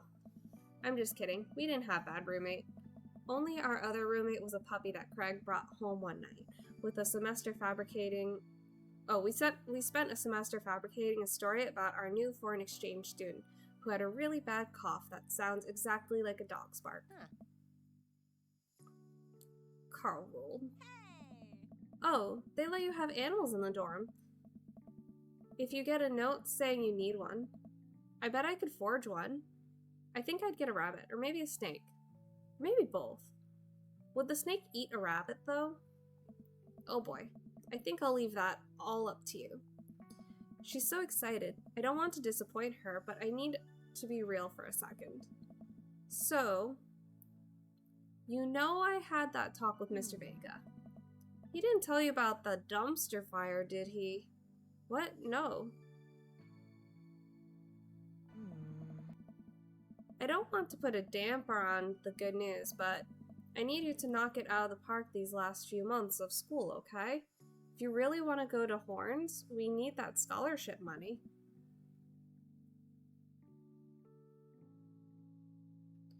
I know you can do it. Okay. I promise I'll try harder. I pat her on the back. Think you can handle a 14-hour drive to come home for the holidays? There's gonna be some treacherous ice roads to cross. And don't even get me started on the paranormal occurrences. Well, it'll be worth it if I get to see you. Her eyes immediately well up with tears. Oh, Dad, don't cry. Sorry, I'm just very, very proud of you. You're all grown up now, and you're such a good person, and I hope you know how important you are to me. Dad, stop. You're gonna make me cry too.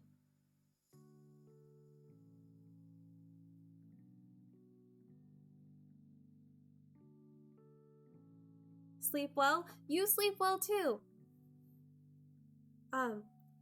You're totally fine though. Just letting you know, pronouns are they, them, and if you want to tell me your pronouns, that'd be cool too. I hope you have sweet dreams, and I'm really glad that you were able to chill to our cool vibes, and I hope you have a magical night.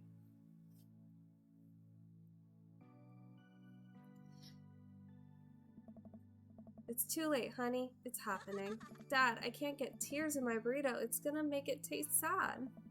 I pull Amanda in for a hug and kiss her on the forehead. Love you, kiddo. Love you too, Pops. Orion, are we crying? Welcome. You've got dads. What? Spooky, listen. This is you from the past. Whoa, how did this happen? From the past? If you're trying to reply to this, because I know myself, but this is an automated message from you earlier this morning, when it was socially unacceptable to go out and buy ice cream. I forgot I did that. I forgot how I did that as well. Future is amazing. Listen, life is short, and ice cream should always be acceptable. But unfortunately, this isn't the society we live in. And it's less the society we live in, and more me projecting my own anxiety about being judged onto others. But you know what I mean. By the time you're reading this, it is a certain time of day in which nobody will bat an eye at you for going out and buying ice cream. You know what to do. Goodbye, me. Buy that ice cream.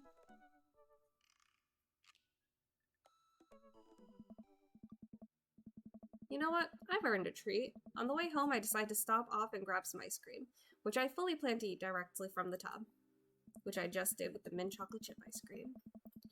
Spent a lot of time trying to figure out just which type of ice cream I'd like to eat directly from the tub. Rocky Road, pistachio. Oh, Amanda's probably going to want some too. Better get 2 tubs. She loves cookie dough ice cream, right? Hey, mister.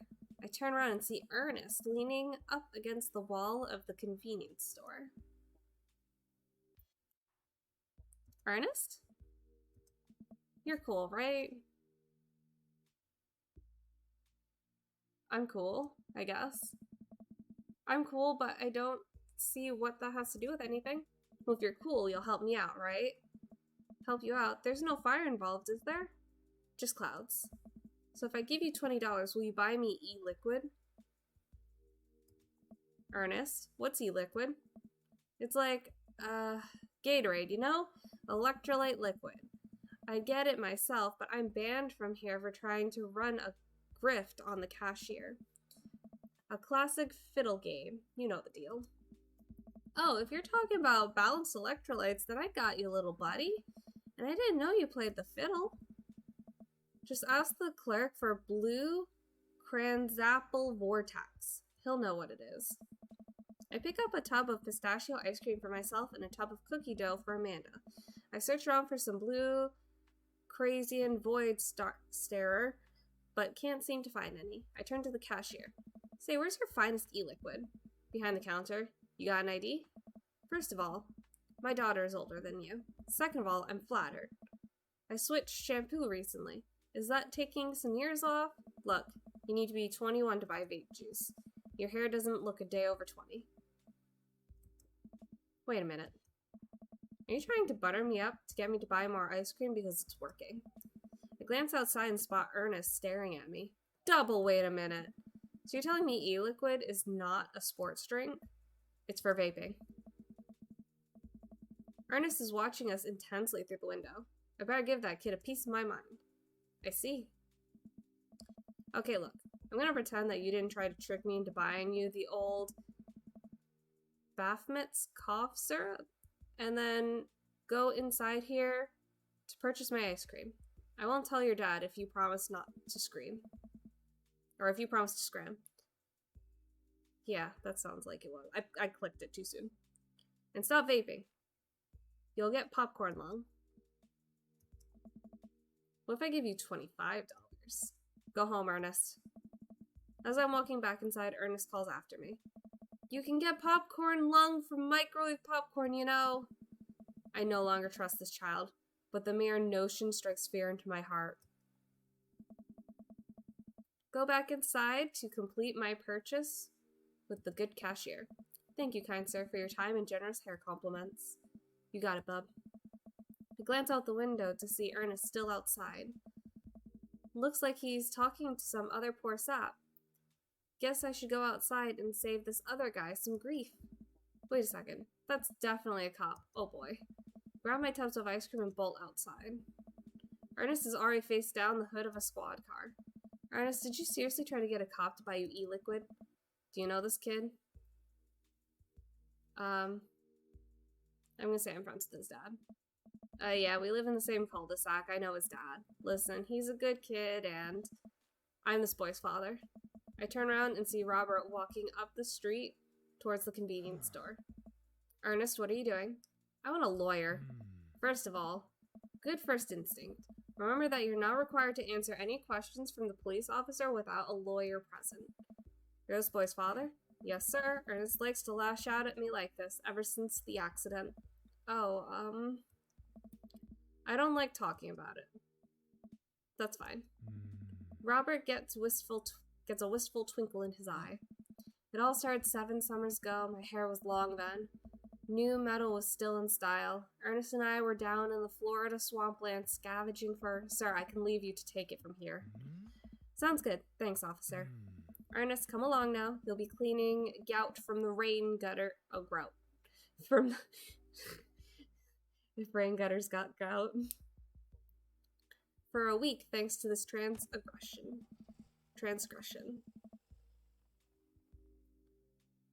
The police officer gets in his car and drives off. I'm stunned by how cool Robert was just there. Thanks. I want to say... Richard? Ouch. Don't mention it, Hemingway. Got in trouble plenty of times in my life, just trying to do my good deed for the day. Will you buy me e-liquid if I give you $20? Child, I will end you. Hey, Spooky, will you walk Ernest home with me? Sure. Ernest runs ahead, presumably so he won't be seen with us, which is a thing I think kids do.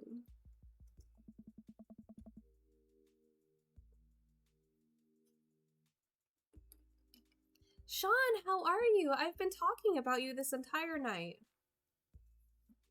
He reminds me a lot of myself when I was his age. Well, maybe I wasn't as dumb. Seems like he tortures his dad.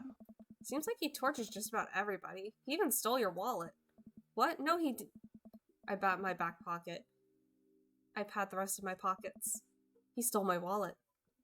Hopefully good things? Yeah.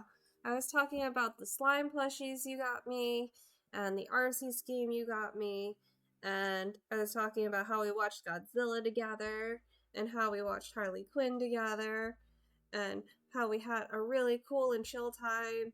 And then I was talking about past memories too, but like my memory is really foggy right now, so I don't remember what I said about past memories, but they were cool memories. Why are you doing this to yourself? What? Robert points at my tubes of ice cream.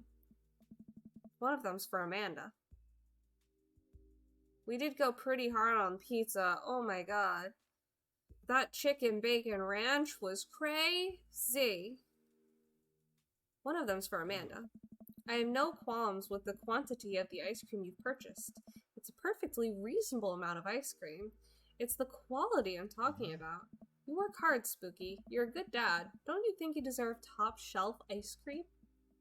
But these were on sale. Oh. If you're gonna treat yourself, go big or go home. Real vanilla bean. Real pistachio. You deserve it. Oh. You know what, Rob? I need a hype man like you. I would have rated, but I needed to end stream pretty quick. Don't worry about it. I hope everything's okay. I know it's kind of late. Maybe you wanted to go to bed. I don't know. I'm sorry. We arrive at the cul-de-sac and Ernest runs into his home. That boy is the reason why we don't have prizes in cereal anymore. Catch you around, Spooky. Robert tosses me my wallet.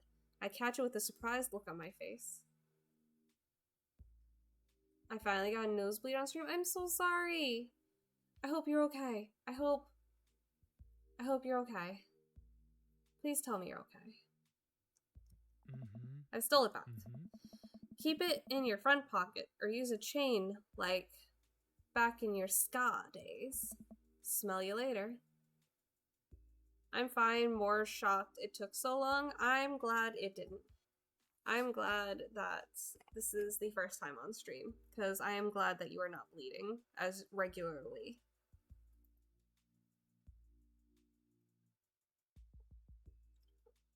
Which is not what you want to say to your friends with vaginas. Because bleeding regularly can be good.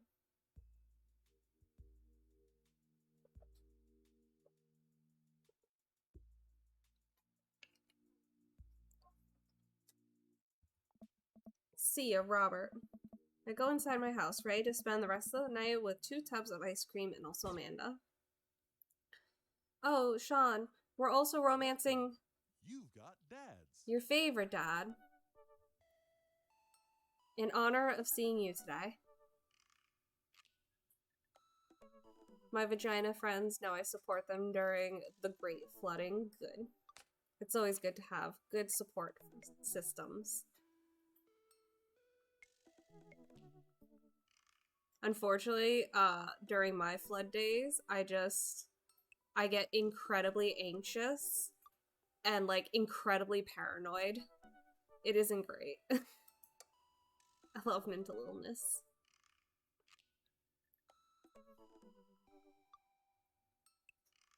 Use your hips when throwing. Hey, Daisy and I are going fishing tomorrow. Are you in or out? Oh, I have a message from Brian. Oh no, I've been dreading this day. I accidentally boasted about my abilities as a fisherman to Brian, and now he's challenging me to another dad-off.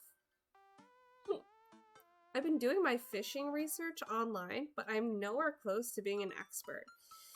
Still though, I have to accept. I type back to Brian. Sounds great, man. Super excited to catch all of those fish. Make sure your mower is in good working order because you're gonna be all over my lawn this weekend. That'll show him. Brian responds back, letting me know that tomorrow he'll pick us up at an hour I had previously forgotten existed. Man, that's gonna be a rough start. Oof, let me know if I can help whenever that happens. Oh man, I'll be like deep. I'll be deep into it. You won't even know. Amanda comes into the room from the kitchen eating a cheese stick by biting it off a piece by piece, like some kind of monster. I didn't raise you like that. What? It's called string cheese and not chompy cheese for a reason, Amanda. Ugh. Do you just call me in here to criticize my controversial string cheese eating technique or what? No, Amanda. We have to go fishing tomorrow. Well, you have to go fishing. I get to play with Brian's dog. How do I become a master of fishing overnight? Oh, Ryan, are we crying because we want to go to bed? It's 11:30. We can relax. I am a grown adult. I can go to bed when I want, and my bedtime is not dictated by your fluffy butt. There's no wrong way to eat string cheese. Yes, there is. You eat it. How do I become a master of fishing overnight? You went fishing in Girl Scouts, didn't you? Nope, my stint in the Scouts was brief and purely transactional. Thought I could get free cookies, but I didn't know that I had to, like, be outside and tie knots and stuff.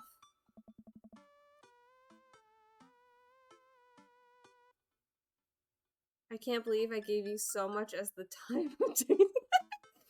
Listen, you went into this friendship knowing I wasn't a fan of cheese. I'll eat it on things like pizza and mac and cheese, but like cheese alone or like super cheesy things, me. But I have to be Brian. Dad, let me tell you a story. Do you remember last summer? Dion. Do you remember last summer how I applied for a job at that coffee shop across town? I did not know that going in, and I suffer every day for it. Well, you laughed a lot today, and I think that matters. During the interview, they asked me if I knew how to work an espresso machine, and I really wanted the job, so I lied and said yes. On that first morning, there was a line out the door, and within half an hour, I severely burned my hand, and they told me I had to go home and never come back. I still have a scar from that. Of course I remember. What does that have to do with fishing?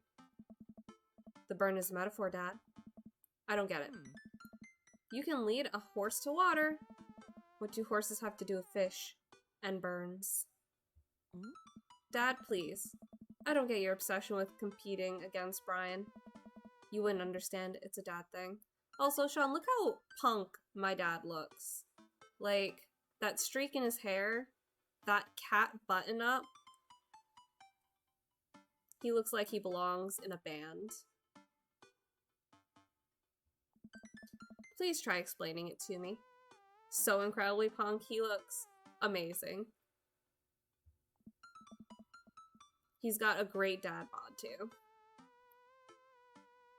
Okay, Brian's just... He thinks that he's so much better than me. He purposely reminds me of that whenever he can. It's like he has to one-up me. I have to beat him at his own game. Is that what you think is happening here? No, Amanda. Okay, good. I know that's what's happening. Alright, Pops. We should both be getting some sleep. See you in the morning. Night, Panda. I brush my teeth and throw on some pajamas. I climb into bed, set my alarm, and close my eyes. Okay. Sleep.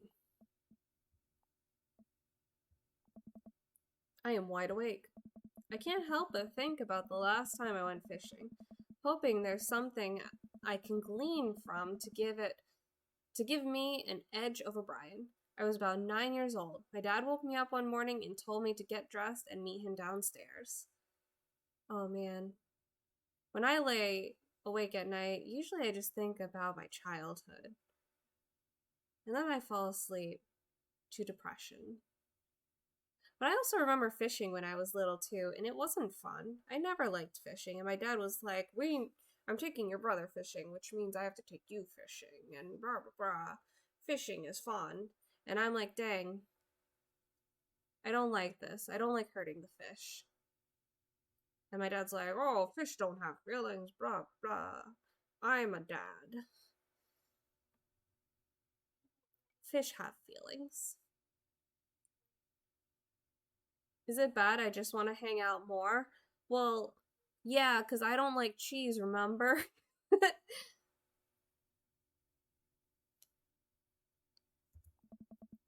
It was still dark out. I had no idea what was going on, but before I knew it, we were both alone on a freezing cold lake. I had to sit there for hours while it got hot and muggy, the air thick with bugs. I picked at mosquito bites while my dad sat in stony silence, fishing pole in one hand and beer in the other. We didn't catch anything. Also, one of my fears with fishing is, like, I'm accidentally gonna get the hook stuck in me. Like, I'm afraid of winding it back and the hook going in someone or me. And that's such a fear. I'm trying to make this friendship work despite that fact. Oh, man. I appreciate the effort. I went fishing once. I think I had a nibble the whole time, and it was gone by the time I could reel it in. Fishing's weird, man. You sit there for, like, hours, and then, like, you have to do this weird dance with the fish. I'd rather just dance. And I don't like dancing either. On the long drive home, my father bought me a pack of cigarettes and didn't say a thing. That didn't help, and I think I have some repressed sadness about my father. I'll deal with that later. I should have named myself Ron Stampler with this. I'm fishing and have repressed memories about my dad. I'm Ron Stampler. That wasn't supposed to be in a mocking tone. You'd be too cursed if you did. Listen, I'm the Ron Stampler of my friends. I got the drama. I got the dumbness. I can't read that well, apparently. I'm sitting on a boat in the middle of a body of water. I can't see any land, but I know it's a lake. Water is placid and still. I'm holding a fishing pole. Not dumb. You need to see me in action sometime. You have seen me in action sometime, actually. I think I did some moments today where I just, like, said something off the wall by accident. I don't understand why, but it feels like my life depends on catching fish right now.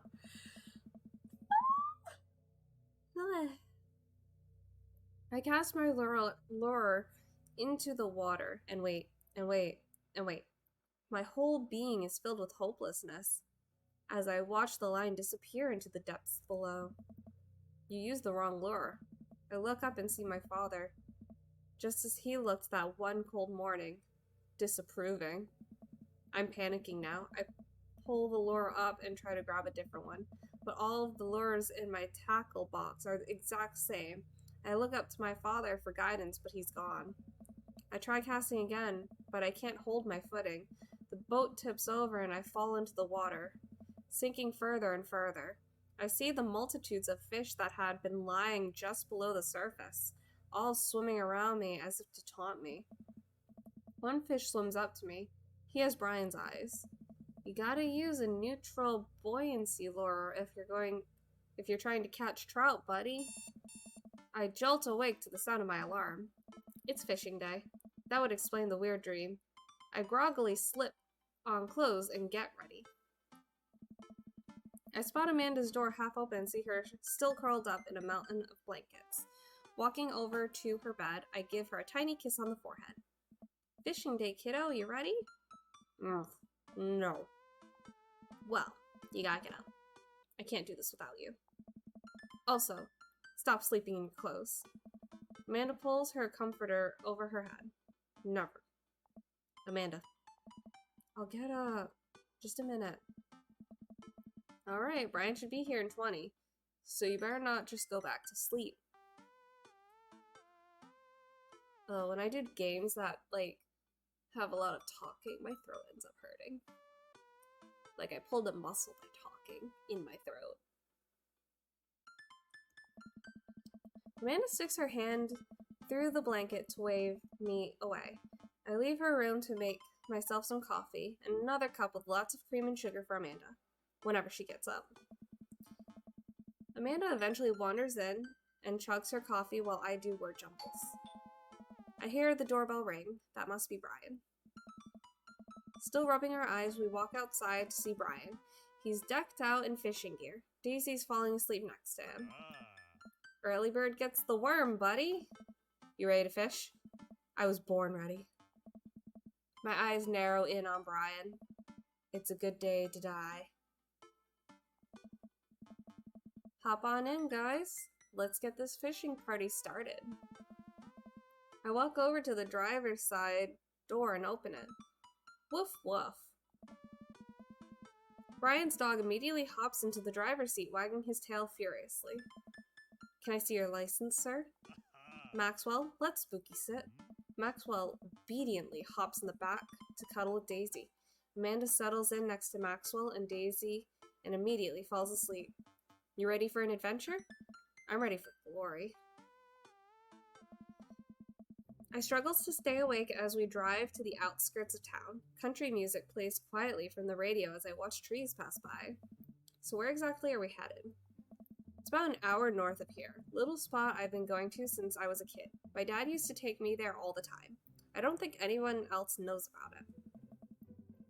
I brought everything we need so we can catch some trout, have a nice little fire, and enjoy the nature.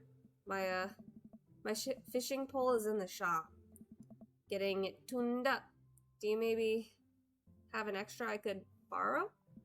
But of course, it's probably not as nice as it sounds like yours is, though. Right. I'm digging a hole here. I stare out at the forest lining the highway. Not tuna'd up? We already made a tuna joke, Sean. It's okay, though. Always room for more. I'll have to school you later on fish puns. The sun is just barely over the horizon, scattered dusky pink light through the trees. Why are we crying? Zach, how are you? For a split second, I spot a deer grazing on the side of the road before it leaps back into the brush. Peter and I saw a deer the other day on the highway, and it scared him. He was like, I can't believe there are deer in the city. And I was like, bro, there's always been deer in the city. You just haven't been looking. After a nice quiet drive, Brian eventually tells me to pull off the highway onto a dirt road. The car bumps along until we reach a clearing that opens up to a magnificent lake. Well, here we are. I step out of the car and help Brian unload our gear as Maxwell runs around us barking. The kids wake up and wander to the shore, where Daisy tries to teach Amanda how to skip rocks. Brian and I carry the tackle boxes and cooler down to the edge of the lake, where he has a canoe waiting. Ah, great. It's still in one piece. Hold on. Help me out with Maxwell. Ooh, get some rest, Zach. You deserve it. PM me about how it went, and let me know if you're okay. Okay? I hope things went well. I help Brian place a tiny dog-sized life vest onto Maxwell. Woof woof. Alright, your turn. Brian hands me a lime green life vest. I don't know how to swim. I should really be wearing this. I don't know how to swim. Maybe if I fall in, you'll save me.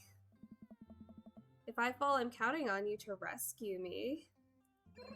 Oh yeah, we got those eggplants. Suit yourself. Brian turns to Amanda and Daisy, who are still skipping rocks. You kids want to fish? I'm good with just throwing rocks into water. Amanda hurls a rock into the pond with gusto. Yeah, take that, water. Amanda, you're supposed to be skipping them. Is that what we're doing? Daisy, don't you want to fish? I think catching fish is kind of inhumane. We're gonna go explore the woods and look at bugs and stuff.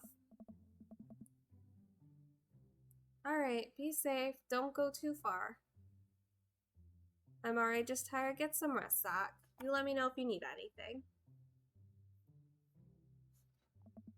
Brian puts the life vest around himself, and we throw all of our equipment into the canoe. Maxwell happily jumps in and takes his place, looking out over the front of the boat. I get into the canoe.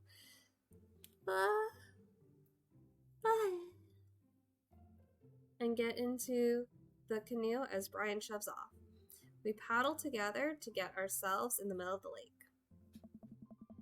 Most freshwater fish usually feed at dusk and dawn, which is why we had to get you up so early. Writing the DM now. Okay. I'll look at it as soon as I can. Yeah, I know. It's pretty common fisherman knowledge after all. Fisherman knowledge that I am knowledgeable about. Still a gambling man? You know it. Let's see who can catch more fish. You can catch more than one? Sounds easy enough to me. What's on the line? I bet it's fish. Besides all the fish I'm gonna catch, obviously. I was thinking something a little more high stakes than mowing the lawn. Custody of our children? More than that. Let's say, if I win, I get your weed whacker. The Whack Master 2000? That's limited edition.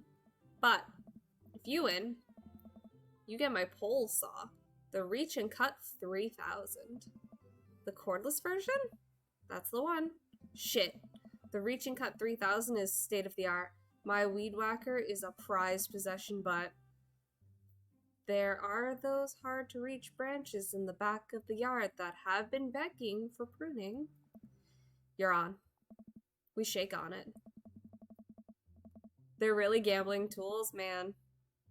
I would have just looked at Brian and been like, man, you can borrow it whenever you need to. We don't have to gamble tools. Let's just have a little fun here. Although I wouldn't be in this situation in the first place, because I don't like to fish, and also I'm afraid of boats. Well, not boat. I just don't like the uneasy, rockety feeling of them. I suddenly remember that I don't know how to fish. My foolish, fatherly pride will one day be my undoing. I watch as Brian ties a lure and does some stuff I can't quite follow with his fishing pole. He casts it into the lake. Oh boy, now I have to do that. I stare down the tackle box and at the pole in my hand. Stretch before physical activity. I can't. We're just gonna put some bait on the hook. Oh yeah, got those eggplants.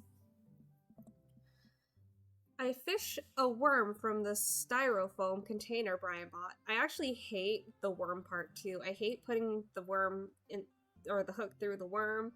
It's yucky to me. I feel bad for the worm. The worm gets like the raw end of the deal every time. Not only does he get stabbed and used quite literally as bait, but then he gets eaten. It's not great. It's slippery, but I think I get it onto the hook if I just focus. Oh god, I'm bleeding. Oh god, blood's everywhere. The worm is not on the hook. Need some help? No, I meant to do that. The blood attracts the fish. They can smell it up a mile away, you know? I think that's sharks. No, it's definitely fish. Now what? I think it's tie and knot. But fish mating calls does sound funny. Sent it now to get my food in my stomach because I haven't eaten literally all day. Please eat. That's very important. Alright, I'm doing it. I'm getting all of the eggplants. I take my pole and try to tie an elaborate looking knot to impress Brian. The classic hunter's bend. I learned that one in my youth. Yep, this one isn't coming apart anytime soon. With this knot, I will cast my heavenly line upon the unsuspected water and deliver it onto a bountiful harvest. I look over to Brian. He doesn't seem to be paying attention. Let's cast this sucker. I pull my rod and launch the lure as hard as I can. And the lure flies off the line and sails far, far away, landing in the galaxy next door. In the lake with the loud sploosh. Sorry, I judged the wind speed wrong. This cold air drives the pressure down. Huh, go ahead and take my pole. I know it's hard switching to a new pole you're not used to. I'll fix up another lure. Brian hands me his pole with a smile. I just sit there, feeling like an idiot. Oh god. Oh god. I don't want to do this. Eggplant is the penis emote, right? I think it is. Oh god, you guys. Fishing around here is easy. They group up. All you gotta do is line up 3 of the same species and reel them in. I need to match 3 of the same species, huh? I can't tell which is which. Match that fish. Catch a potato. Oh jeez, oh jeez. Catch a potato. Oh jeez, oh jeez, oh jeez. You'll do. Catch a potato. You'll do. Nice catch. And, you look like you're the same. Oh, fuck me. That's a northern pike, a sports fish. That isn't great for eating due to its tough, scaly hide. Some fishermen hunt them with bow and arrow since their sharp teeth easily cut through a fishing line. Oh shit.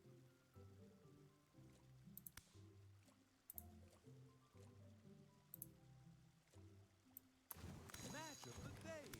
Okay, cool. No! Nice catch. Rainbow trout. I'm like panicking in my head. Because a lot of these are like the same color and making me very nervous. I am doubting my fisherman skills.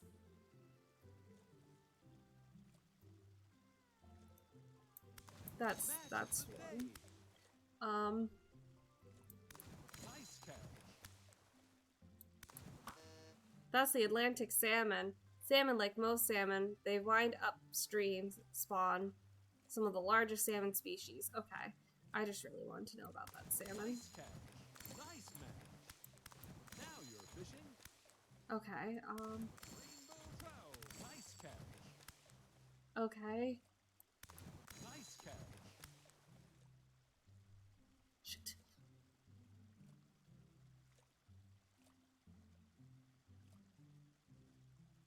Shit, shit, shit, shit, shit, shit, shit.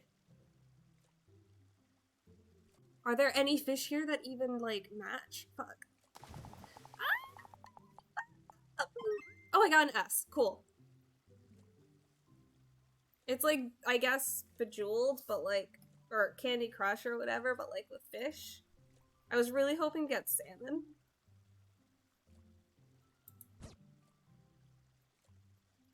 As for salmon, wow, this was way tougher than I thought. I look over to Brian, who's smiling and obviously enjoying his time out here on the lake. I will crush him. Suddenly, the fish pole jumps in my hand. I reflexively tug upwards. I think I got something big. The tip of the pole dips down repeatedly, and the line starts to run. Reel it in! I finally get the fish right up next to the boat. It's long, beautiful rainbow trout. Brian hands me a net. It's all yours. I lean down and notice my hands are shaking with excitement. This fish is bigger than all the ones Brian's caught. The pole is mine. The entire canoe tips over with me. I find myself sinking into the lake. I should have taken the life vest. All of a sudden, I'm embraced underwater and pulled into Brian's big, strong dad arms. I'm finally dragged upwards, sputtering water. All of our gear floats on the surface. Maxwell doggy paddles around us in circles, having a great time. You alright? BRB, Sean, how can you BRB when we just went into Brian's big, strong dad arms? Does that count as one? Well, seeing as all our fish are now swimming safely back in the lake, I guess so. I like how you added big, strong dad arms. I mean, what other kind of dad arms are there? Brian laughs. Let's get you to shore. Shore, man? Brian and I flip the canoe back over and fill it with our now soaking wet gear. We row back to shore with Maxwell in tow. Once we get to the beach, Maxwell darts off into the woods. Brian takes off his shirt. Dots of lake water glisten in the sun across his strong dad back.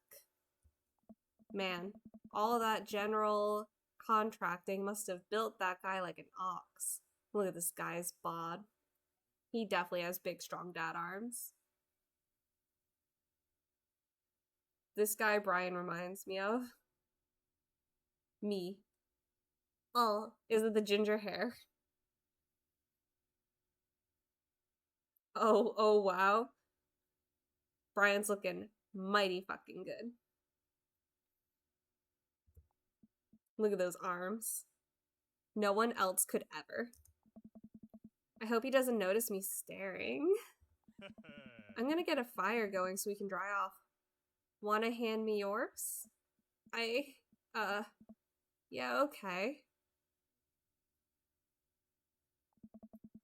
I reluctantly take off my own shirt and toss it to Brian. I suddenly wish I had done more sit-ups in my life. Or any sit-ups at all, really. Another thing you've bested me in, stupid sexy Brian. Gotta say though, I'm way hairier. You do you, man. Hair is a natural part of the body. You might as well fry that shirt up. Seems like it's the only lunch we'll have. The day's young. We can fish from the shore. Once Brian gets the fire going, I sit and dry off my pants. Brian sets a couple lures out by the water's edge. We're probably gonna have to put the kibosh on the competition for now. Until another day. My stomach growls. You hungry? Oh, I'm fine. Brian reaches into his cargo shorts and pulls out a few granola bars. I have a small child. I am flushed with snacks. Brian joins me by the fire and I accept the cargo short granola. And now we're back to waiting. Where did the girls get off to? Shouldn't they be back by now? Oh, I wouldn't worry about it too much. They're a couple of smart kids. Not gonna lie, Sean, I am the same but someone told me she likes it, so I don't feel bad about it anymore. Hell yeah.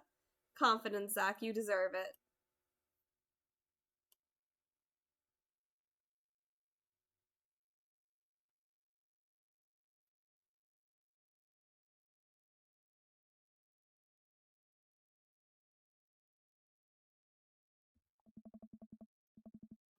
That's what I'm worried about. They're too smart. They've probably established a small world government by this point and installed themselves as leaders, with Tom Nook by their sides. Need me a freak like that? Confidence is one of the things I need to work on. Yeah, but it will be amazing to see you one day and be like, I am a hot guy. Because you deserve it. You deserve to feel good about yourself, Zach, because you're a good person. I take a look around the sun cresting the tree line, casting the entire lake in a warm golden glow. The forest seems to be coming alive now. Birds chirp in the distance. Wow, nature's beautiful. A mosquito bites me. I slap my neck and curse. Nature sucks. Here you go, bud. Brian hands me a bottle of bug spray. I begrudgingly take it and douse myself. Ugh, I've always hated how this stuff smells. Really? I've always kind of liked it. Reminds me of being outside. I weirdly like the smell of mosquito spray as well. Oh man, being hot couldn't be me unless we're talking literal. Sean, you're also on your hot guy shit. Y'all need more confidence. Channel your inner Salvet. Maybe you and I have different sentiments about the outdoors. Maxwell comes bounding up to me, a huge stick in his mouth. He drops it at my feet and looks at me expectantly. Oh, geez. Break the stick in half to assert your dominance. Oh, geez. I should just throw it in the woods and make him happy. He's a handsome man. Salva has the scarred body of a god. There are so many gods that are beautiful and don't have abs. And they are still beautiful. I mean, you've seen that statue of Aphrodite where she has like curves and she's still fucking gorgeous. Y'all need to be more confident about yourselves for not having like the stereotypical society body, because y'all are still beautiful and deserve to feel it. And that is a lesson I myself am trying to learn as well.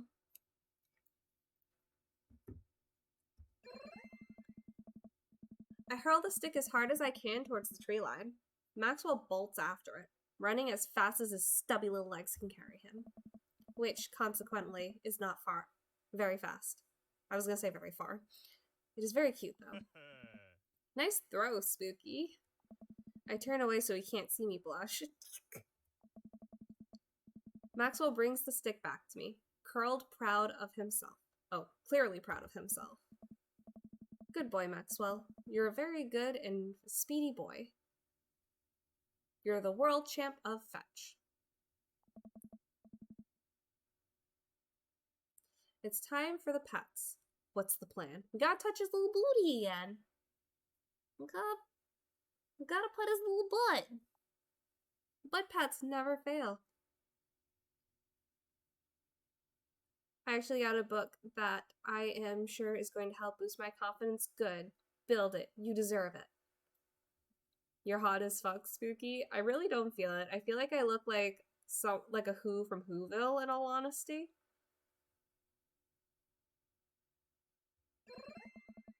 Oh yeah, butt pats. My grandmother has a corgi and I give him butt pats all the time. While I'm playing with Maxwell, fish begin routinely pulling on Brian's lines. I watch Brian effortlessly fillet the fish, squeezing a bit of lemon on them, and frying them up in the cast iron pan. Before we know it, we have a feast fit for a couple of shirtless dudes.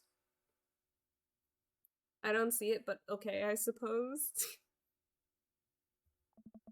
Got that body dysmorphia. Amanda and Daisy emerge from the woods, looking totally unscathed. Whoa, Dad Bod Patrol, I'm gonna have to issue you both a citation and demand you both put your shirts back on. There are children present. Brian tosses me my now dry shirt. I pull it over my head, thankful that I will no longer be distracted by Brian and his packs. Where have you guys been? Studying entomology. What? Buggies.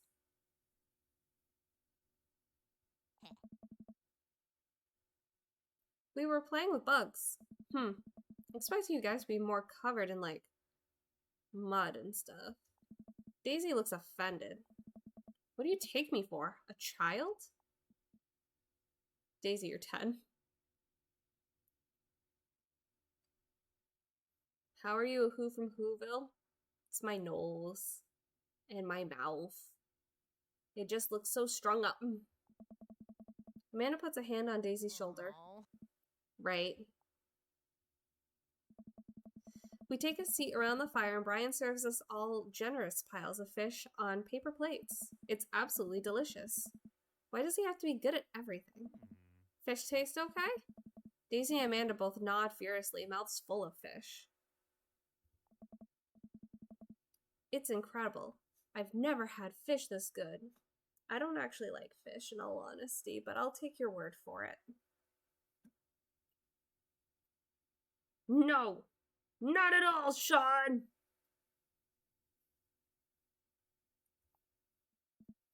Yeah, it's great. Old Harding family recipe. Why are your pants wet? Well, Amanda, we were out there on the lake, and then I accidentally tipped over that boat. Don't worry, all of the gear flowed to the surface so we didn't lose anything, right, Spooky? Yeah. That's exactly what happened. I can't believe you just covered for me. If anyone who loves singing about Christmas, it's me. You enjoy your singing, man. Sing loud and proud. Gosh, he even out-humbles me. He's trying to beat me at everything, including my world-famous sense of humility. We finish our fish and end up playing catch with Maxwell for a little while before we decide to head out. After cleaning up the camp, we pack up the station wagon and let Maxwell into the back seat. The poor pup falls asleep in a cuddle puddle with Amanda and Daisy. They've had a long day. Been an ordeal day, bud. Let me drive you guys home. I want to prove that I'm the most awake dad on the block, but yeah, I'm born. As we drive away, I take one last look at the lake disappearing behind us and smile. I rest my head against the window, and the low rumble of dirt road beneath us lulls me into a peaceful sleep. Hey, sleepyhead. I open my eyes and realize that I had dozed off in the car. I self-consciously wipe a bit of drool off my chin. Oh, hey, I was resting my eyes. Just in case we suddenly have to jump into any sort of conflict. So, I'm super awake for it, and ready to fight, with my strong arms. It's all good, you earned some rest, buddy. Thanks for coming out with us today. I had a lot of fun with you. Thanks for inviting us. I also had fun, actually. Glad to hear it. Take it easy, yeah? You too. Take it the easiest. Brian chuckles to himself as he unloads the car. Amanda and I get inside and immediately collapse onto the couch. Long day. Yup. I was so close to that hole saw. Hole saw? Yeah, Brian and I were competing to see who could catch the most fish, and oh, stop. Why do you care so much? Amanda Panda, just look at that guy. He's so obviously got my number, and he's rubbing it in my face. Ugh. Dad, I love you, but you're kinda dumb sometimes. Dumb, or clearly the superior dad. You know what? I don't have any of the energy required to properly unpack your weird fixation with asserting your masculinity. I'm going to bed. Night. Amanda slides off the couch and face down onto the floor. I am a tired slug. Amanda, that floor is disgusting. I don't care. Well, night, honey. Night, Pops.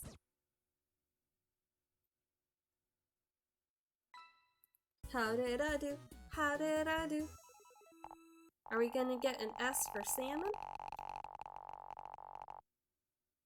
Yes! What an amazing date! Baby boomer. We scored highest in bugs.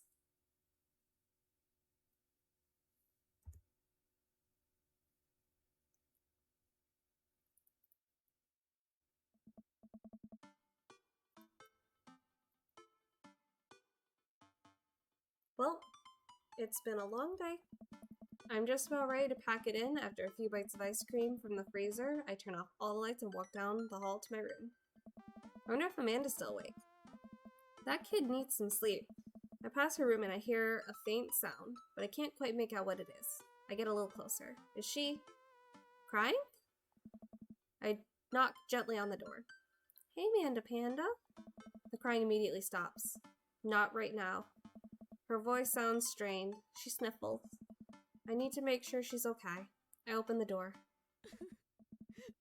In the dark, I can see Amanda's outline in the middle of the bed, knees hugged up against her body. Is everything okay? I don't want to talk about it. Did something happen? No, nothing happened. Go away. Okay. Well, I'm here if you need me, sweetie. I love you. I back out of the room and close the door gently behind me. She immediately starts crying again. Wow, I have no idea what has her so upset. She seemed totally normal. I feel awful just leaving her to cry, but I also get the feeling that if I tried to do anything else, it would only have made her more upset. I can't stop mentally psyching through all the sort of awful things she could be dealing with right now. More than anything, I just want her to be happy and safe. I have a hard time falling asleep. When I finally do, I'm still thinking about Amanda. After a long night of very little sleep, I roll out of bed and make myself a pot of coffee. Amanda should be up for school soon. Maybe she'll be willing to talk about whatever's bothering her. About 10 minutes before she's supposed to leave, Amanda comes out of her room and makes a beeline for the freezer. Morning, Amanda. Morning. She drops a frozen waffle into the toaster and slams the freezer door. She won't look at me. Yikes. So, anything big going on at school today? No. Okay. Do you need a ride to school? No. Want some coffee? Amanda pulls the toaster level up and takes her still freezer-burned waffle out before it's finished cooking. I have to go. Amanda picks up her bag and storms out. Oh, okay. I haven't seen her act like this in a long time. It's usually short-lived, but it always hurts. Hopefully this blows over and things are back to normal soon. Ha, I see Peter still playing his games. Fuck. It said Star Wars Fanatic 14 is playing Hearts of Iron. I was opening that up while you were playing your game. I'm just gonna play that until you're done. Okay, I'm about to go on the third date. Oh no. What do you mean, oh no? Oh no. That's the date where you get the kisses. Yeah. It took me like so many dates to get kisses from you, and they weren't even dates. I'll never forget, you took me to that bunker, and I was giving you so many signals. Like, I got in your face so many times, and you just got, like, bashful. I was like, oh, man, that's a person. Yeah. And then I was like, oh, let's get dinner together. And you were like, oh, this is just a dinner. I am very, very, very, very, very dense. I know. I get so angry when you reference that video. But like, Because it's you. So there's this video online where it's like, oh, you guys do this. Do you think that that person likes you? Well, you know, it's really hard to tell. And like, they give several examples and they still continue to say it's really hard to tell. And then it ends with, you guys have like what? Had passionate sex and told each other I love you. Does that person like you? Oh, well, it's really hard to tell. Yeah. Legitimately, yeah. I'll still never forget how cute you were. So St. Patrick's Day, before we started dating, we both got like smashed. Uh-huh. And that gave Peter the confidence to kiss me. And then he like gave me one quick peck and was like, I'm sorry. I'm so sorry. And I was like, hey, it's okay. And I gave him one whole kisses. And I still wasn't sure if that meant... I know you didn't, because then we talked about it the next day, and I was like, yeah, I have a lot of trauma and anxiety with dating, but I think I'm willing to try it with you. And you were like, I get it, you don't want to see me. And I was like, Peter, I'm literally telling you I'm willing to give it a chance. I am pessimistic and as dense as a lead brick. I remember getting irritated too and thinking, you know what? Maybe I just don't push it. Imagine if I didn't. Damn. I'd be stuck in my parents' house right now.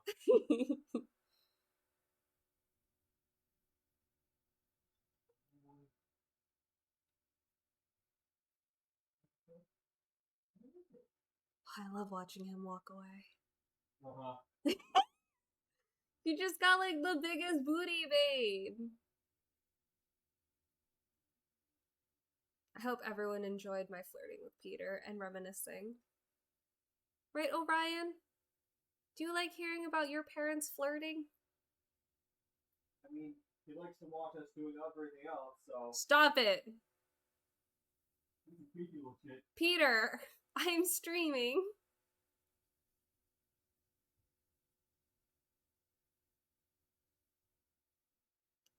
I sit back at the kitchen table and look at a picture of Amanda and I hanging on the wall. In it, I'm teaching her to ride a bike. Her face is a mixture of excitement and pure, unadulterated fear. Orion's coming to you because he's like, how dare you give Bob attention when clearly I need it the most.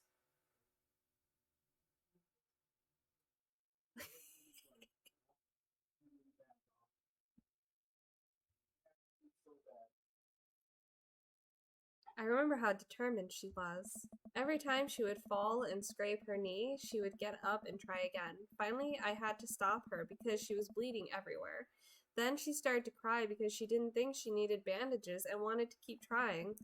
As I put the bike away, she stood in the middle of the street and screamed. Then I took her for ice cream and it was like nothing even happened.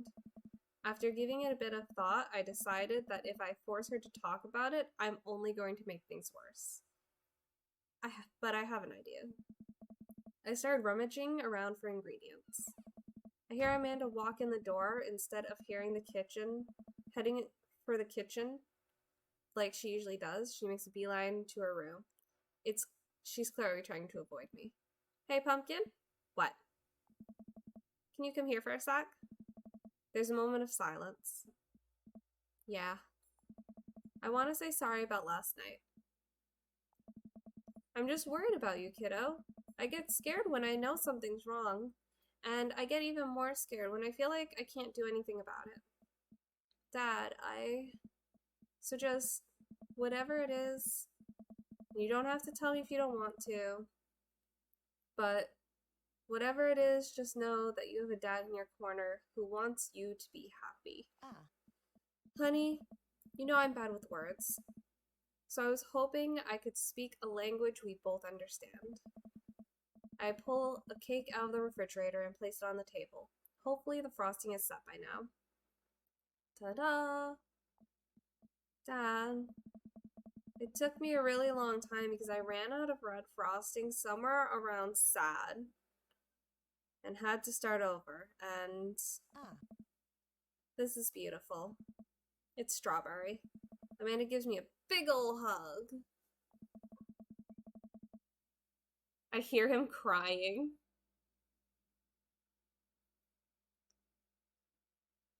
I grab some plates and forks and serve up some delicious cake. So, it's really stupid. What is? The whole thing. I know I've been really weird lately, and there's just... I don't even know how to explain it. I feel like I might have to make you a chart. I'm listening. Do you want me to take notes? I guess I should start from the top. So, you know how Emma R is going to that fancy school in California, right? Emma R. The one who puked in Dead Goth and Beyond? Dad, that was me. What? I thought you were Emma P. Dad, are you doing okay? I am getting legit worried. I've been doing a lot of gluing and varnishing in unventilated spaces. Carry on. Anyways, ever since she got the acceptance letter, I've been feeling like she's drifting away, you know? And she's been spending a lot more time with Grace and Emma P. I just thought it was all in my head for a while. But then I found out from Rosie M that both the Emmas, Grace, and Noah all went to a party at Mackenzie F's. On the same night, they all told me they were busy studying for Calc AB final. Yikes. So, another important piece of information is, God, this is so embarrassing. I, have a crush on Noah, and, that's a thing. What? Whoa. Had? No idea. I definitely don't know that. Okay. You're a bad liar. So are you. I learned from the worst. Anyway, the only person I told about that crush was Emma R, and she promised not to tell anybody.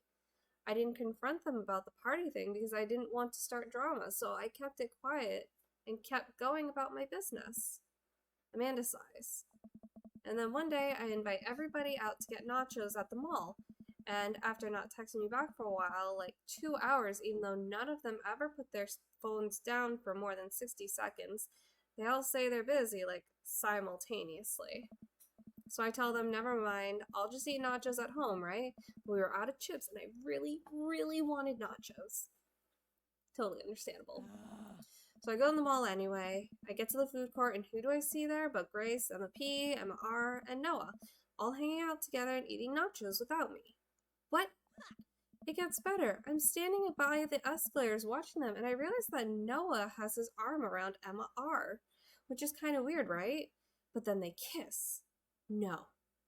Yes, I know. So I storm over there, and I'm like, hey. And Grace drops a nacho on her shirt, because of course she does.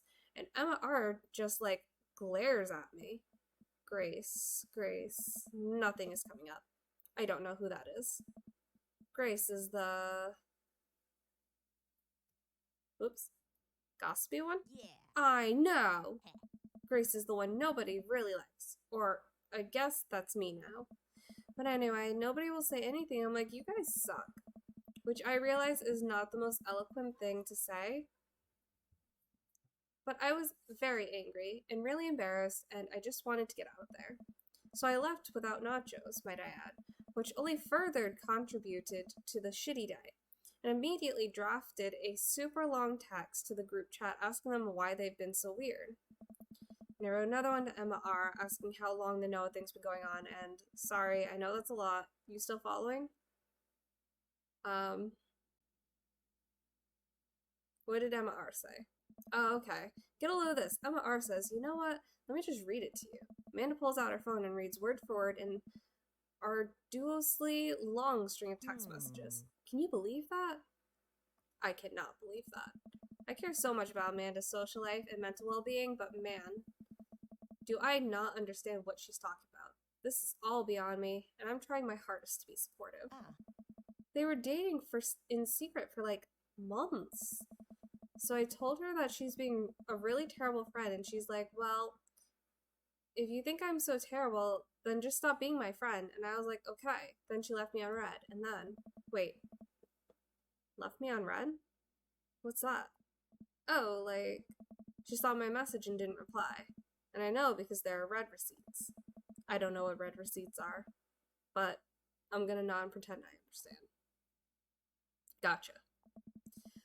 So while all this is happening, I'm talking to Emma P about how mad I am because she's at least being kind of reasonable.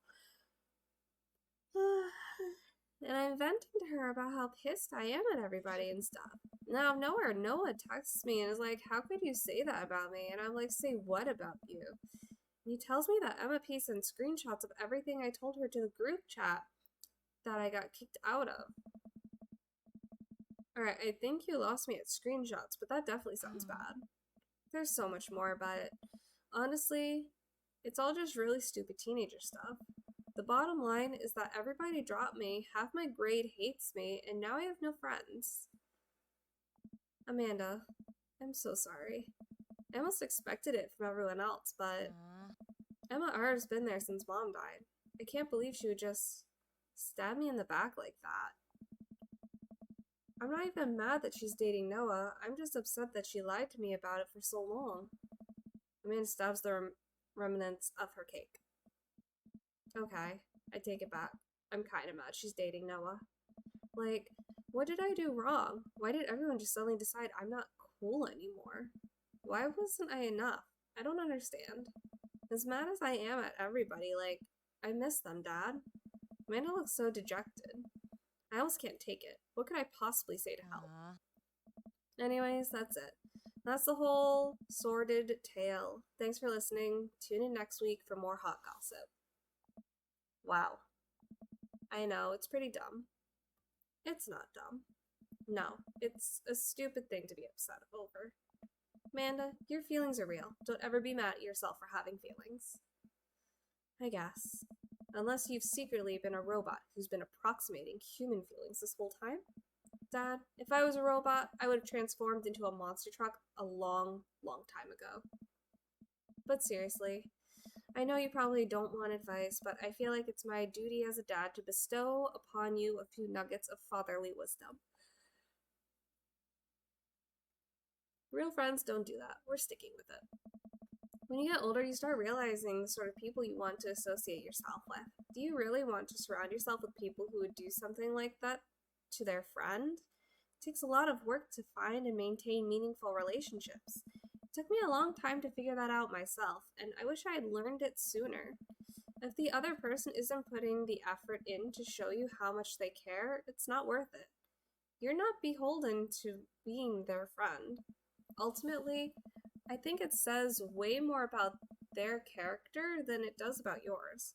Because you're amazing, and if they can't see that, well, that's their problem. I'll keep that in mind. I looked down at the table.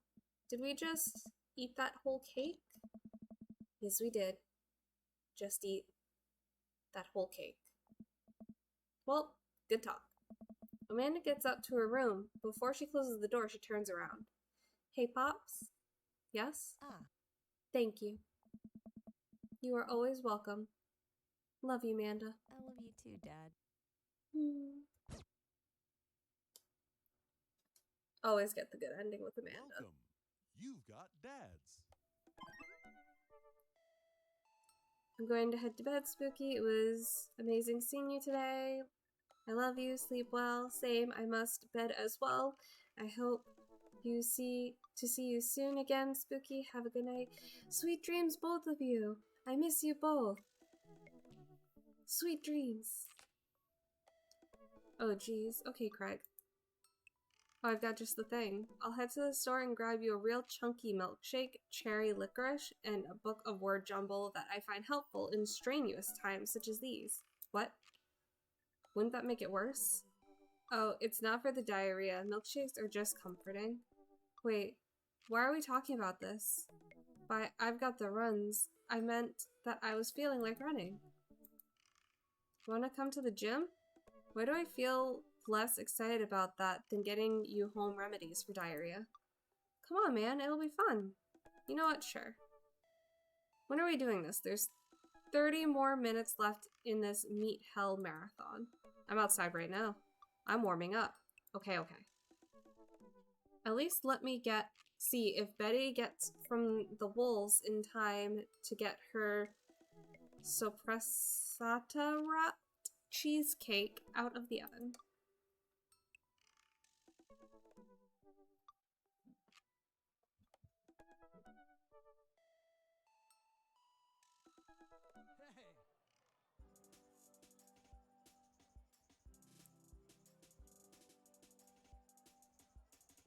I'm vibing.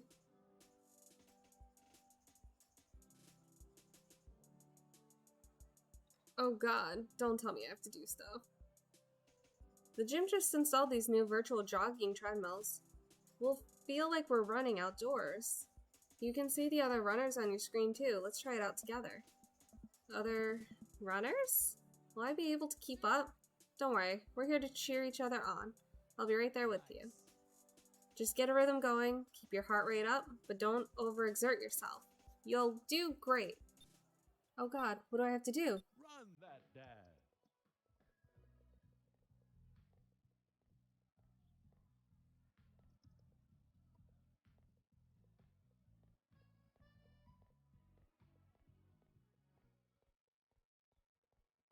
I think I'm doing it. I'm just pressing the space bar.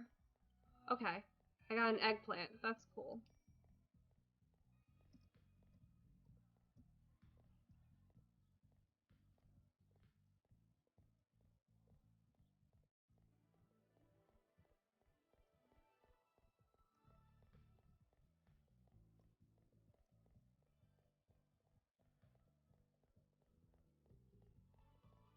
I like how this is like the Wii music.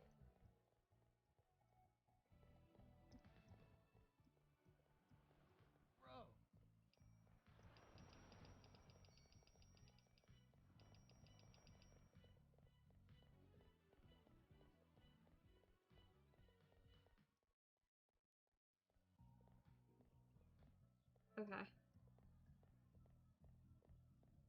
I actually don't know what I'm doing, if we're being honest here.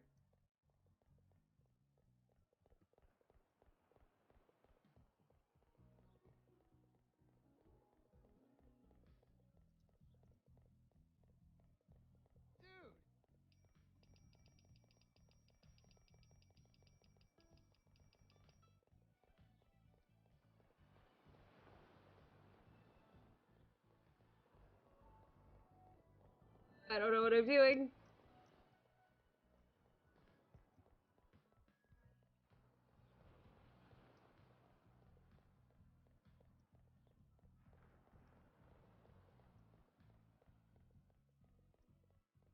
I'm vibing with the music though.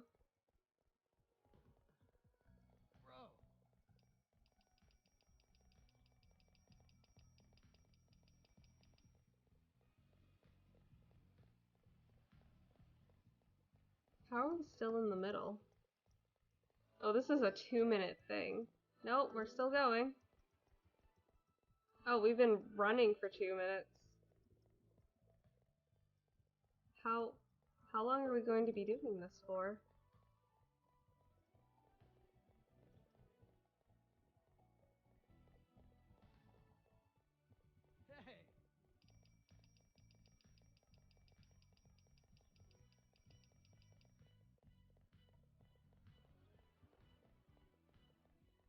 Oh geez.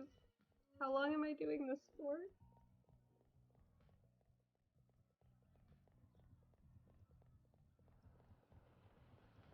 We've been running for 3 minutes. Oh, there's the track.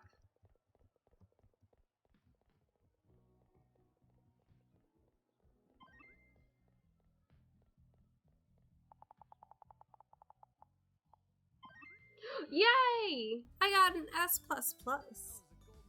Way to go. Welcome. You've got dads. Alright. Time for that third date.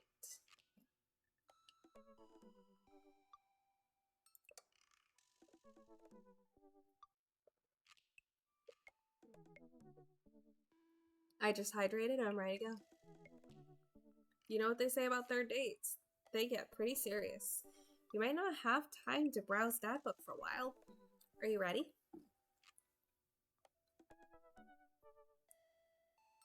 Save and continue.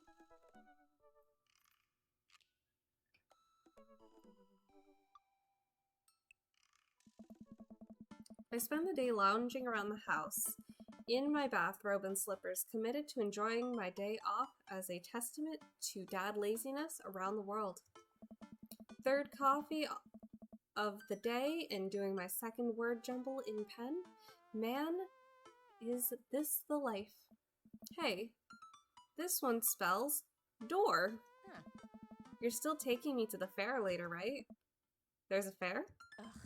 Dad, it's literally around the corner from us. It's not ringing a bell. I came home yesterday with cotton candy. Nope, nothing. Dad. I gave you a teddy bear that I won, specifically stating where and when I got it. Seriously? Amanda walks to the windowsill and slides the drapes open. There's a big Ferris wheel in the distance. Oh right, that one. I thought you meant another carnival. Dad, you're coming with me tonight, right? Gosh, honey. I don't know. I've got all this. I look down at the mug of coffee and word jumble in my hands. Pressing business I need to attend to. Amanda points to my word jumble. Park, dog, clock, cereal.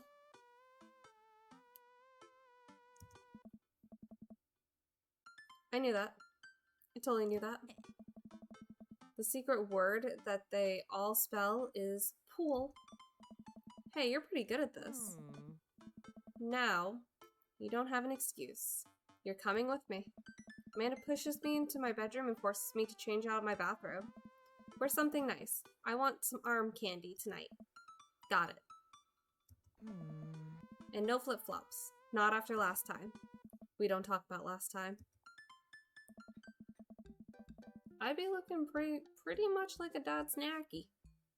Amanda and I step outside and follow the faint sound of carnival music. So what's the first thing you're gonna do at the fair? Eat greasy food? Like deep fry everything and put it in my mouth. I don't care if it isn't tasty to start. I believe that the deep frying process can transmute any non-tasty thing into a tasty thing. Please don't throw up this time. I know my limits. You said that last time. I was still calibrating. I'm dialed in now. You'll ride the rides with me, right? If you're looking for someone to ride scary rides with, that's a straight veto from the dad constituency. However, I am happy to stand at the fence and take blurry pictures of you riding the rides, as per dad custom. Define scary rides. Anything that moves. Well, you're no fun. Maybe I'll find someone at the carnival who'll go with me. Wouldn't that be a surprise?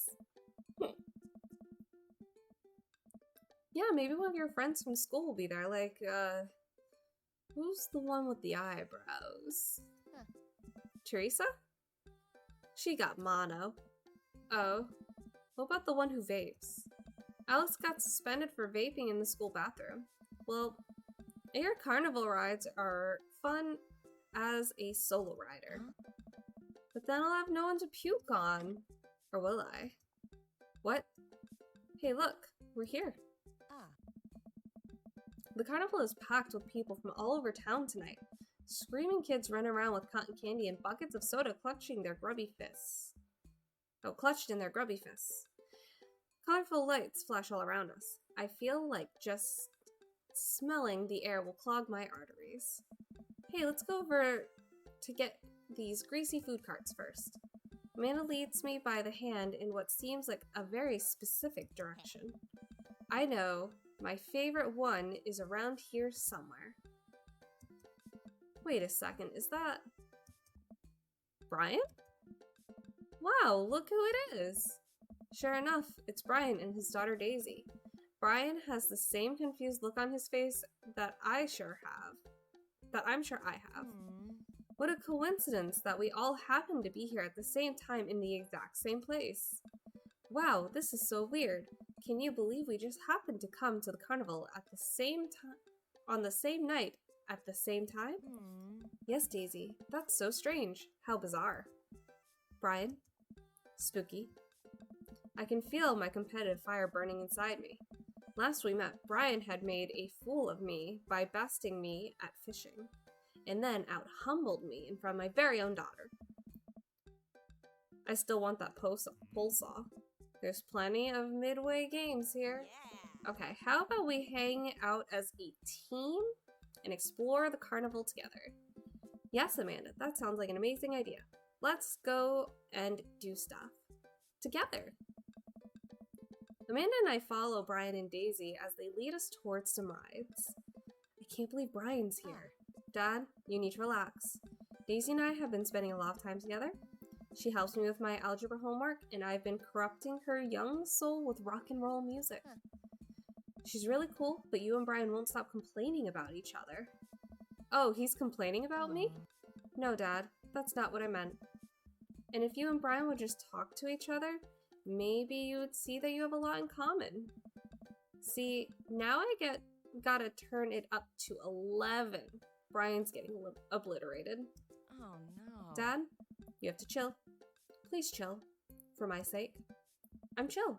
I'm so chill. I'm like, stupidly chill. And once I prove once and for all that I am clearly the better dad, I'll be so chill you could call me liquid nitrogen.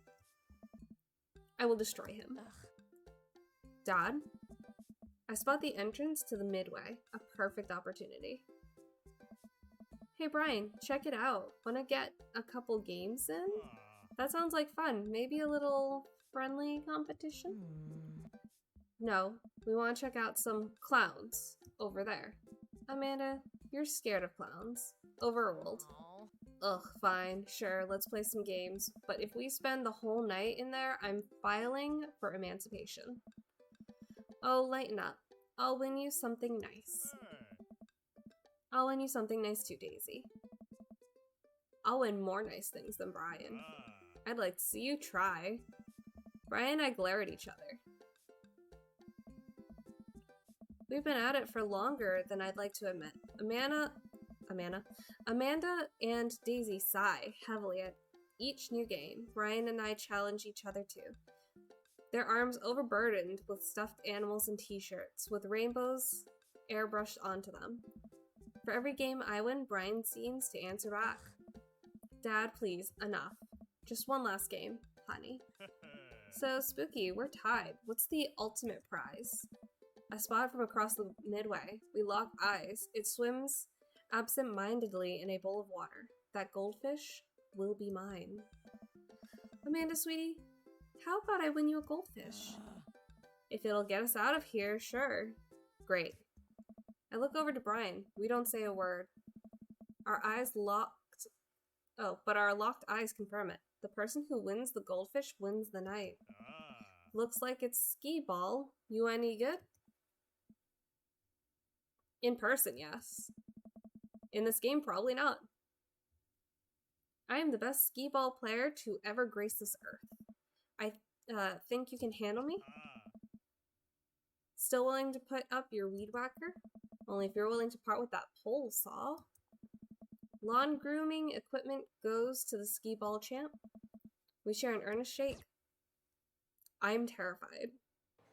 Ski that ball.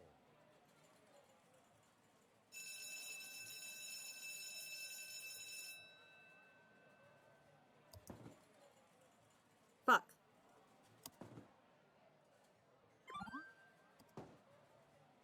Yay! Yay! Yay! Oh my god! No!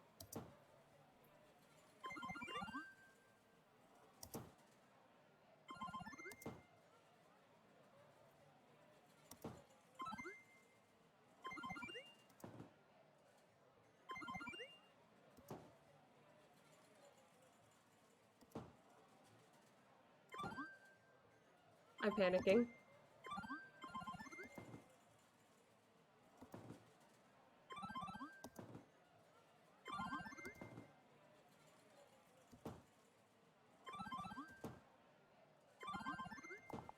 Ah! Yay! S for skee ball. The bell sounds and lights flash. It feels like things are moving in slow motion. The guy running to the booth points at me. I turn to look at Brian, and his face is priceless. The attendant reaches up and dumps the goldfish into a plastic baggie. My hand shakes as he passes it over to me. I've done it.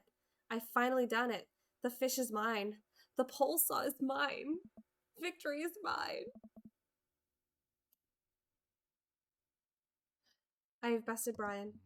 You won, fair and square. I hold the goldfish above my head, brandishing it aloft for the world to see.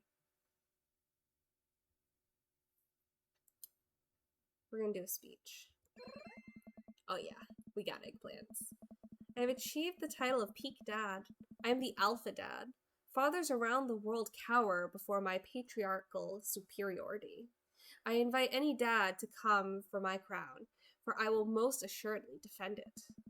I get down on one knee and hold out the goldfish to Amanda. Daughter dearest, whatever shall you name your newfound friend? Amanda takes the baggie from me and stares at it blankly. I think I'll name him. Amanda looks me dead in the eye. I'm blinking. She's gonna say Brian. Yeah, that's my kid. Brian holds it back a chuckle. Brian the man, not Brian the fish. Great name. You know what? Hey, can we go on the Ferris wheel? Yeah, I want to ride the Ferris wheel. Of course. I'll hang out and watch you guys. Still not a fan of carnival rides.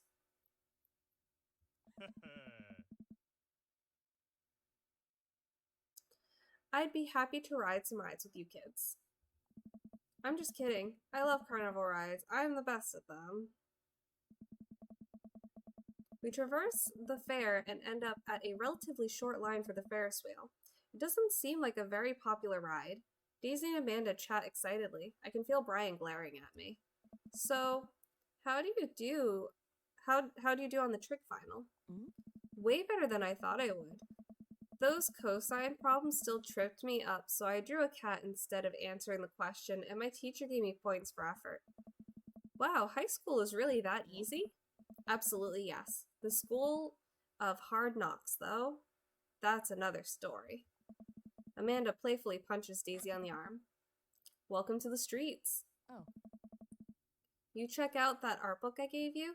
Yeah, I love the selection of female photographers. You have good taste.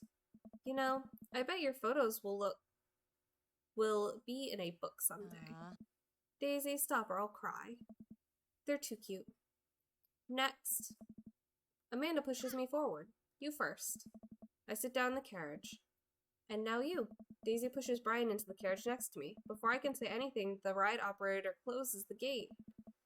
Now wait just a second. We're gonna go get some deep fried pickles. You two take this time to work out your differences. Hold on. Get along. Amanda and Daisy run off into the crowd. The ride starts moving. I sit in the Ferris wheel with my arms crossed, not talking to Brian. I don't even know what Amanda's talking about. Neither do I. Our carriage creeps slowly upwards. Ferris wheels are boring. Could this ride go any slower? Oh, is it too fast for you? That's not what I meant. How could this get any worse? Suddenly the ride jerks to a halt with us at the very top of the wheel. I can hear a faint yell of the ride operator down below. Sorry, folks. Ride's stuck. Guess a raccoon must have stolen a key component to the motor. They're very crafty animals and are frequently attracted to shiny objects, so it makes sense that they would pilfer something like that. Damn, you're up late? I'm on my third date, and it's worth it because it's Brian. After this, I'm gonna go sleepy, though. How are you, Hitman? Anyway, it'll be some time before we can get y'all down, settle in, and get cozy. Well, and hey, no ham stuff while you're up there. Well, it's full. No mouth stuff either. Well, this is just great. I look down over the expanse of the carnival. I hate to admit it, but it's a pretty good view. Doing okay, about to head to bed myself. You go to bed and enjoy your sweet, sweet dreams. I spot someone at the food cart melting cheese onto a pile of steaming steak and peppers. Oh man, I'm so hungry. Why didn't we get funnel cake first? My stomach rumbles. Oh, I know that sound. Brian reaches into his cargo shorts and pulls out some fruit leather, offering it to me. Well, Cherry or mango? Mango, obviously. I don't want your stupid fruit leather. Whoa, why are you being so aggressive? Brian opens one and starts eating it. Fine. My stomach growls again. God damn it, why didn't I take the fruit leather? We sit in silence as the crowd begins to form under us. A group of carnival workers attempt to restart the engine. And suddenly, I remember that I have a tiny book of word jumbles and a golf pencil in my pocket. I pull them out and start working on a fresh page, determined not to look at Brian. Hey, I always bring puzzle book with me too. Brian pulls out a small book of crossword puzzles and a pen. Are you kidding me? I throw my book of word jumbles off the side of the Ferris wheel in a fit of rage. Oh, I bet we could find it when we get off this thing. Here, you can do my crosswords. Brian holds his book and pen out to me with a smile. Absolutely not. We're having a chill time, and my character is just like Angie and being kind of rude. Why do you hate me so much? Hate you? Why do you think you're better than me? What? I don't think I'm better than you. Oh, okay, so you were just offering me fruit snacks and crossword out of the kindness of your heart? He was. Yes. A likely story. All you do is brag about your smart kid and your landscaping and your stupid weed whacker. I'm so sick of it. And all you do is one-up me every chance you get. The only thing I wouldn't win is a one-upping other people competition. Because you would win that. Because that's what you do. I don't do it on purpose. Wait, what? You're messing with me, right? No. But I don't think I'm better than you at all. You and your daughter are amazing. I thought we were competing just for fun at first, but the more we started doing it, the more it felt like you must hate me. And the more we did, the more I wanted to impress you. There were times when I did want to beat you, Spooky, but really all I wanted was for you to like me. Oh my god, I feel like such an ass. I kind of am.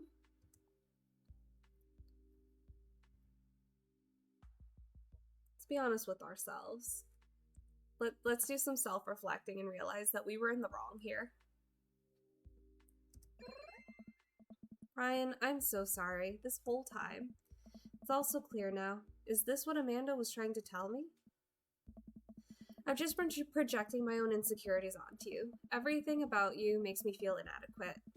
I think when I was just trying to tear you down to compensate for my own low self-esteem. I feel like a total idiot. If I'm being totally honest, I think you're really cool and strong and a good dad, and you really got big dad arms. You got big, strong dad arms, and they're great. Okay. I'm sorry.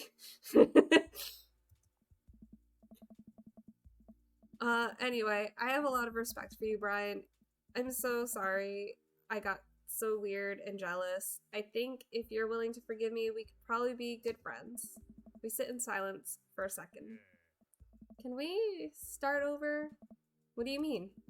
From the beginning. Brian holds out his hand. Hi, I'm Brian. Hi, Brian. I'm Dad.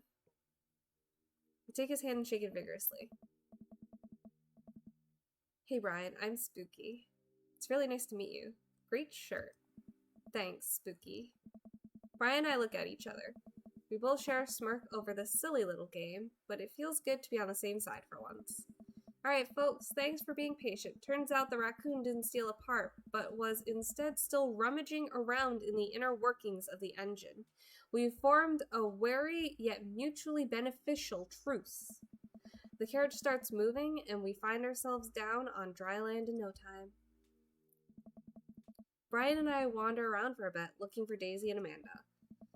You know, getting stuck on that Ferris wheel could have been a lot worse. I'm glad we worked things out. Me too, buddy. Now that it's over with, can we both get home to quietly enjoy our evenings? Agreed. Dad! Amanda and Daisy run up to us. I think you kids will be pleased to find out that Brian and I have worked out our different. Dad, that's great and all, but Brian's in trouble. But Brian's right here. The fish Brian! What? Daisy and I got into a log flume, and when we were going down the hill, Brian just flew right out of the log, and now he's hanging from some pipe on the ride. We have to save him. Oh, jeez.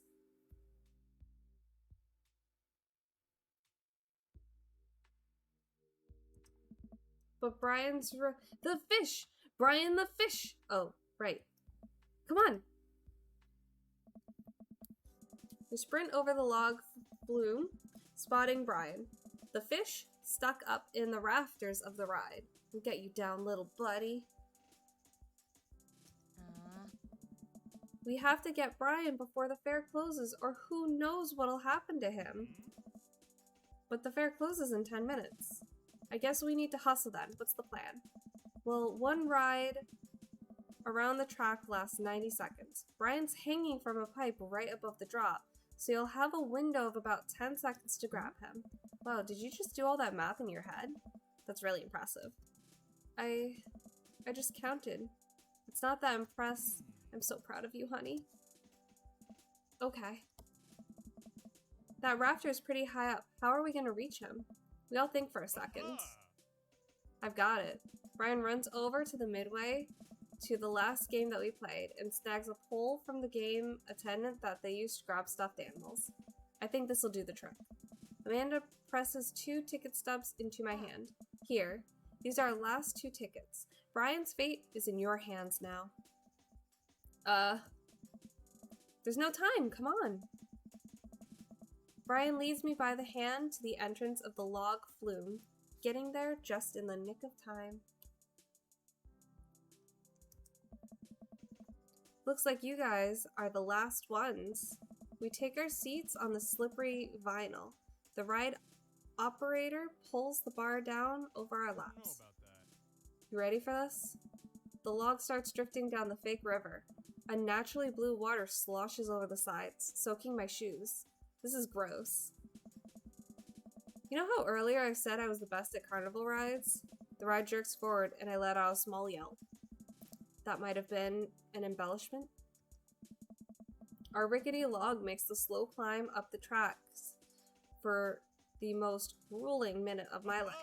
I see him. Hanging from the rafters just before the drop is our beloved Brian, the fish, not the guy. Are you ready? I don't think I can reach it from where I'm sitting. It's all you, buddy. Brian presses the fishing pole into my hand. Oh God, I don't know if I can do this. Hey, I believe in you. I gulp. I can do this. I'm scared. I need this fish. Oh. Nice catch. Oh, I did it. With the precision only attainable from playing midway games at competitive level, I hook the baggie that contains Brian the fish and place it onto my lap. I did it. I grasp the bag firmly. He'll be nice and safe during the Oh God, the drop! I momentarily forgot there was a drop. It's a big drop. Oh, it's coming up real fast. Oh man, it's a big drop. So I told you that I had sort of over-exaggerated my proficiency with carnival rides. It turns out that I had under-exaggerated just how bad I am with them. I am utterly and completely terrified of carnival rides. Brian looks over to me and takes my hand in his. I'm right here. We can do this. He gives my hand a squeeze as our log tips over the edge and flies down the drop. Ah! Big ol' splash. A wall of water rains down on us. I realize I had my eyes squeezed shut and opened them to find Brian still holding my hand. He smiles at me. That wasn't so bad. I told you we would make it. Brian and I walk off the ride and approach Daisy and Amanda. I hand the baggie to Amanda. Brian! Hey, Hey! No, the fish. I don't know about Aw. I mean, hey, thanks for saving the fish. that. Don't thank me. It was all your dad. Aw, shucks. It was a team effort. Yeah, you used your special skills to get him back. Brian got the pole, Daisy did the math, you got the fish. I didn't get to do anything cool. Well, honey, I'm sure you... Hey, what were you guys doing up there? That was totally dangerous. Amanda steps in front of us and plants her feet. Listen, dude, it might have been totally dangerous, but I'll have you know that we triumphed over more than just your silly rules today. We overcame adversity through teamwork and friendship and love. We banded together to achieve a common goal, and here we stand, stronger than the sum of our parts. And for you two, I actually don't care. The fair's closing. Just get out of here. The ride operator wanders off. You really are a sparkling conversationalist. We join the crowd of fairgoers slowly ambling back to the parking lot. You kids want to stick around for the fireworks? Do we have to? I've never seen a child less enthusiastic about fireworks. Yeah, can we just go home? We've been hauling all these prizes around for hours and my back is killing me. You kids run on ahead. We'll catch up with you later tonight. Amanda and Daisy skip along. We'll probably find them later curled up on my couch and watching long-haul paranormal ice road ghost truckers. Brian and I sit down on the bench a little further away from the rest of the crowd, who've all gathered to catch the fireworks. Hell of a day, huh? You could say that again. Hell of a day, huh? This is the one time I will let you outdad me. Ha, I'll take it. I breathe in the cool night air as the first firework launches and explodes in the sky over the fair. I'm glad we talked about all that stuff. Me too. It's good to have a friend like you, Brian. The firework launched into full swing, bursting around us in a rainbow of reds, greens, blues, and whites. There's one more thing I have to admit, though. What's that? I don't know anything about fishing. Brian bursts out laughing. Oh, buddy. I know. What? You knew the whole time? I mean, you weren't exactly subtle about it. I feel myself blushing. He laughs again. It's okay. It was cute. If you're interested, maybe I could teach you sometime. That's what friends do, right? Ha. The laughter dies down and we watch the fireworks a little longer. I can tell he wants to say something, but he's having trouble getting it out. You know, it's kind of funny. What is? We're not fighting anymore, but I still feel like we've left some stuff, unresolved. Oh, lawn mowing is still happening. We're cool now, but don't think I forgot about that. Brian laughs. No, it's not that. Don't you feel like there's maybe something else here? Or is it just me? Looking at Brian, his smile illuminated by the crackling embers falling through the night sky, I suddenly understand what he's talking about. Oh. The whole time, with emotions running so high, I realized what I've really been feeling. What I thought was jealousy was actually, it's not just you. Brian inches towards me. You know, it's hard paying attention to fireworks when you're right here. He and I lean in and do that thing, and he does a thing, and it's a whole thing. I feel safe. It's important that when you're with someone, you feel safe. Brian pulls away from me for a moment and smiles. I guess now we gotta compete over who's better at kissing. Brian stifles a laugh and pulls me in for another. I'll accept that challenge.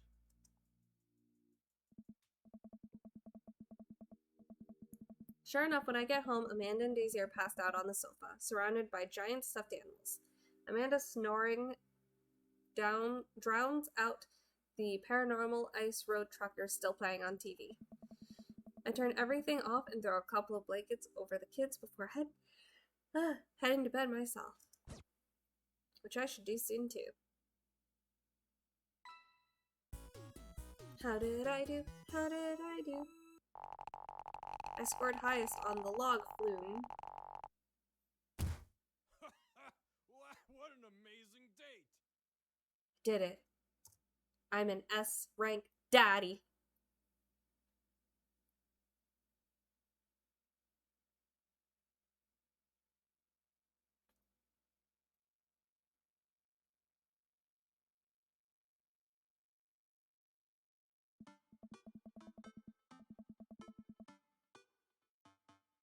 Ooh, I think I have everything finally set up. Amanda should be here any minute. I think that's her car in the driveway. Okay, gotta act natural. Be cool, Spooky, be cool. Amanda walks through the door with a suspicious look on her face. Hey, Dad. Off to a good start. Something fishy? Rats. Sorry, sweetie, it's the feds. That life of crime is finally catching up to you. I tried to send him in a different direction, but I'm no match for the power and funding of the US government. Well, if they think they're gonna take me alive, they got another thing coming. I'm kidding. You're right. I have a little surprise for you. Yeah, I can tell. You're very bad at lying. Amanda, my dear, would you care to join me in the kitchen? Father, it would fill my heart with glee. I lead Amanda over to the kitchen table, where a present lies covered under a tablecloth. It's nothing special, but I wanted to get you a little something. You graduate high school last week, and I know you told me not to make a big deal about it, but... Aw, Dad, you... I dramatically whip the cloth off the table. Amanda's jaw drops. No way. I figure you probably won't be able to get cable in the dorm, so I thought it might be nice to take a piece of home with you. A DVD box set of long-haul paranormal ice road ghost truckers. This is all 19 seasons. And bonus material including commentary with actual ghosts featured on the show. Dad, I love this. Thank you. She gives me a big hug. I'm glad you like it. Hey, you want to hang out with me in the backyard for a bit? Toss the old pigskin or something? Totally. I follow Amanda to the back door. Oh geez, all of those daddies. Yeah, see? This time Damien shows up in his vampire daddy getup instead of his vet tech. Or his technician nerd outfit. You told me not to make a big deal, but you seem to have forgotten that my entire mission in life is to make a big deal out of your accomplishments. So consider this your graduation party. Surprise. Dad, everyone's here. Well, yeah, everyone wanted to come support you. Is that a mac and cheese bar? Sure is. Fully customizable down to the type of mac. And there's an ice cream cake, the good kind with the crunchies in the middle. I don't know what to say. Don't say anything. Just go have fun with your pals, alright? I'm so proud of you, Amanda. Amanda smiles and runs to her friends. I should make the rounds and make sure everyone's having a good time. But first, mac and cheese. Hey, bro.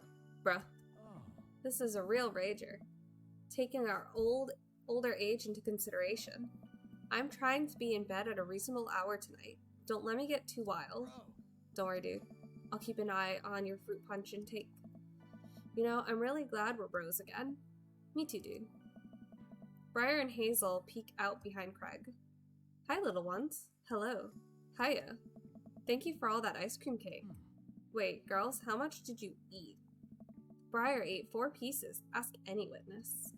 No, I didn't. Hazel ate 4 pieces and wants to pin it on me because we look alike. I have your face. Nobody will ever believe you. Oh boy. I'll let you guys figure this out. Good seeing you, Craig. Let's hang out soon, yeah? Nice. Totally. Tell Amanda congrats for us. Looks like you've settled into the neighborhood quite nicely. Yep, couldn't ask for a better cul-de-sac. Well, I'm glad. Hopefully we'll see you at more church events. We've got a big schedule planned for the rest of the year. Sure thing, Joseph. And maybe if you aren't doing anything later, we could hang out sometime. Sure, Joseph, that'd be great. Well, see you later. Hugo comes up to me with a plate of mac and cheese. The perfect cheddar to mac ratio. Beautiful work, Spooky. Thanks, Hugo. You know, I'm really pleased to see Amanda going to her dream school. I'm glad she turned it around for finals. Me too. That scholarship money will really help. Amanda walks by and pretends not to see Hugo. Amanda, come say hi to your old teacher. Hey. Congratulations on graduating. I know you're going to do great things at art school. Ha, yeah, thanks. Amanda starts to back away. Wait, I just realized that you're not my teacher anymore, so I don't have to be afraid of talking to you. You no longer hold power over me. Oh. You're right. Go forth, adult. I can no longer give you detention. Yeah, I'm gonna break anything I want, and there's nothing you can do about it. Are you still mad about the time I gave you detention for breaking my globe? Nope. Yes. And I'll have you know that the globe didn't even fit through the basketball hoop in the first place. So, she'll fit into college just fine. Hey.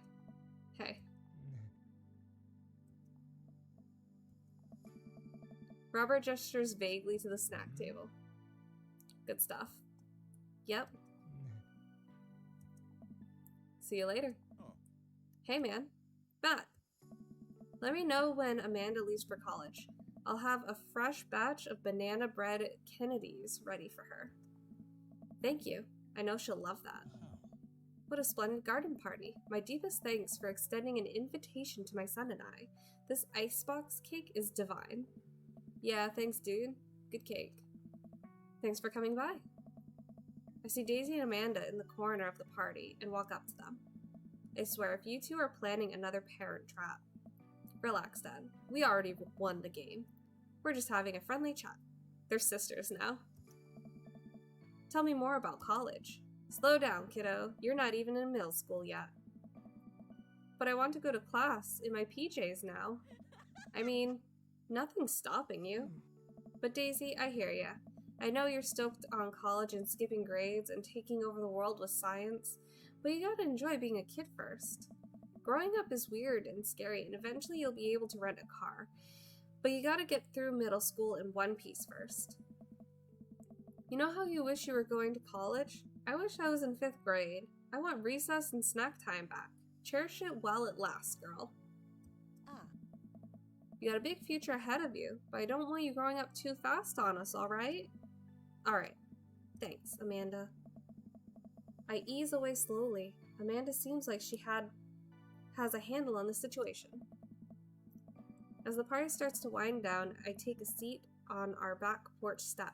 The sun is setting and everyone seems to have eaten their fill.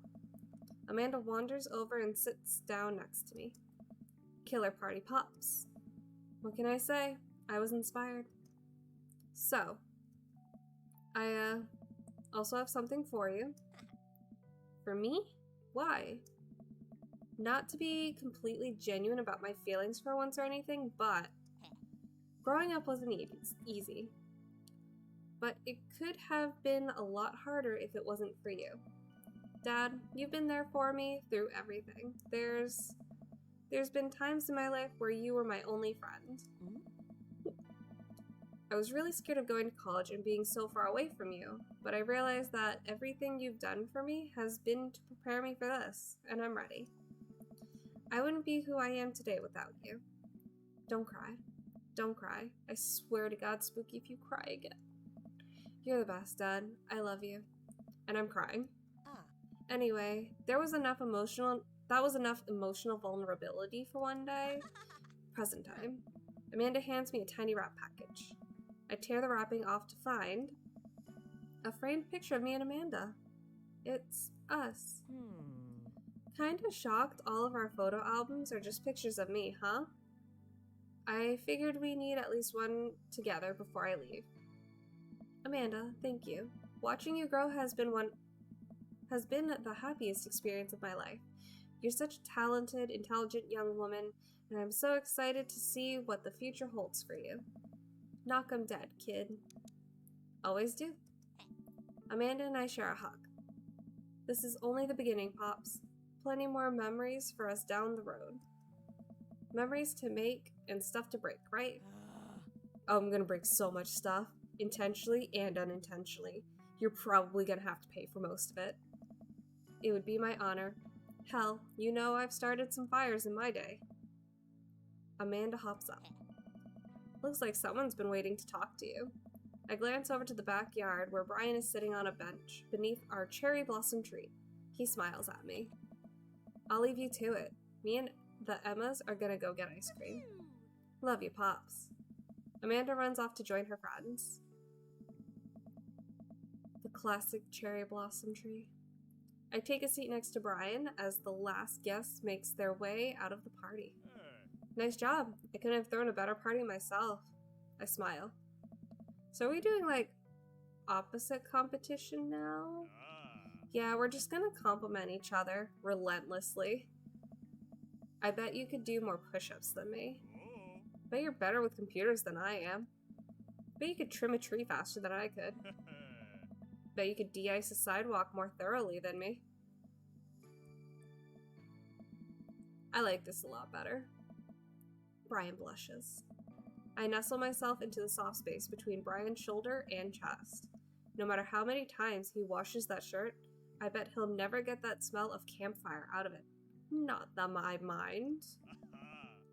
Got a long summer coming. Interested in more fishing trips with me, Daisy and Amanda? As long as you'll save me again if I fall into the water, I'd be happy to.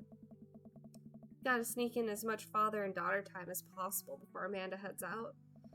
Also, be careful. She's probably gonna try to steal your dog and take him with her to college. I also get the feeling Daisy might try to stow away in her suitcase, so watch out for that.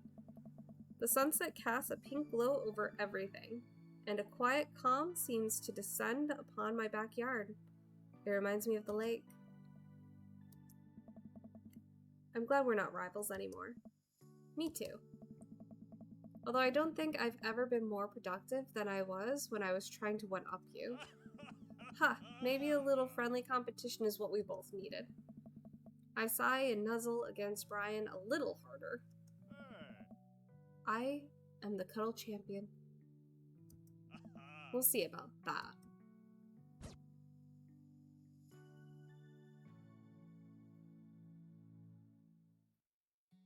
I'm just looking at Orion and I want to give him his little baby kisses on his tiny forehead.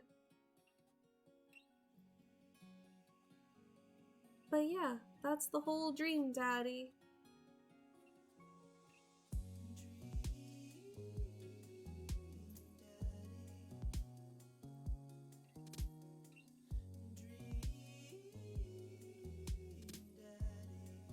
It's like almost 1:30 a.m. and I'm excited to go sleep.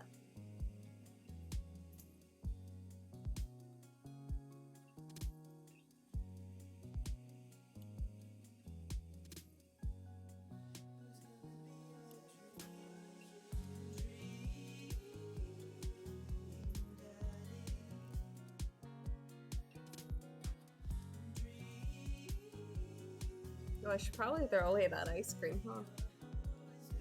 Also, there was a ladybug somewhere loose in my house, and I have to find her.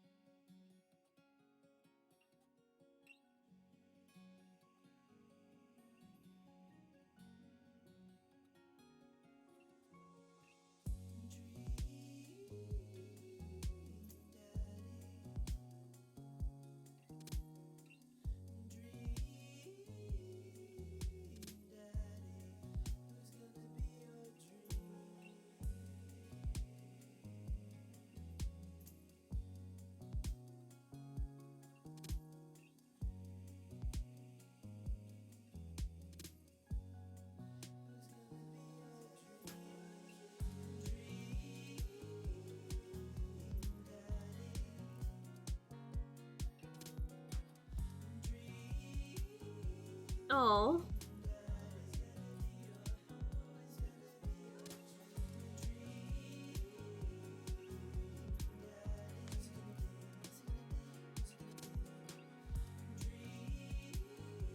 Got them dad pics.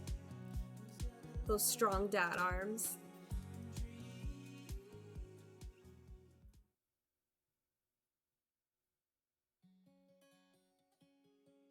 Alright, that is this round of Dream Daddy.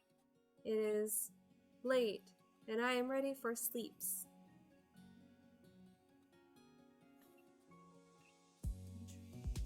I hope you all have a wonderful magical night, and I'll see you all later.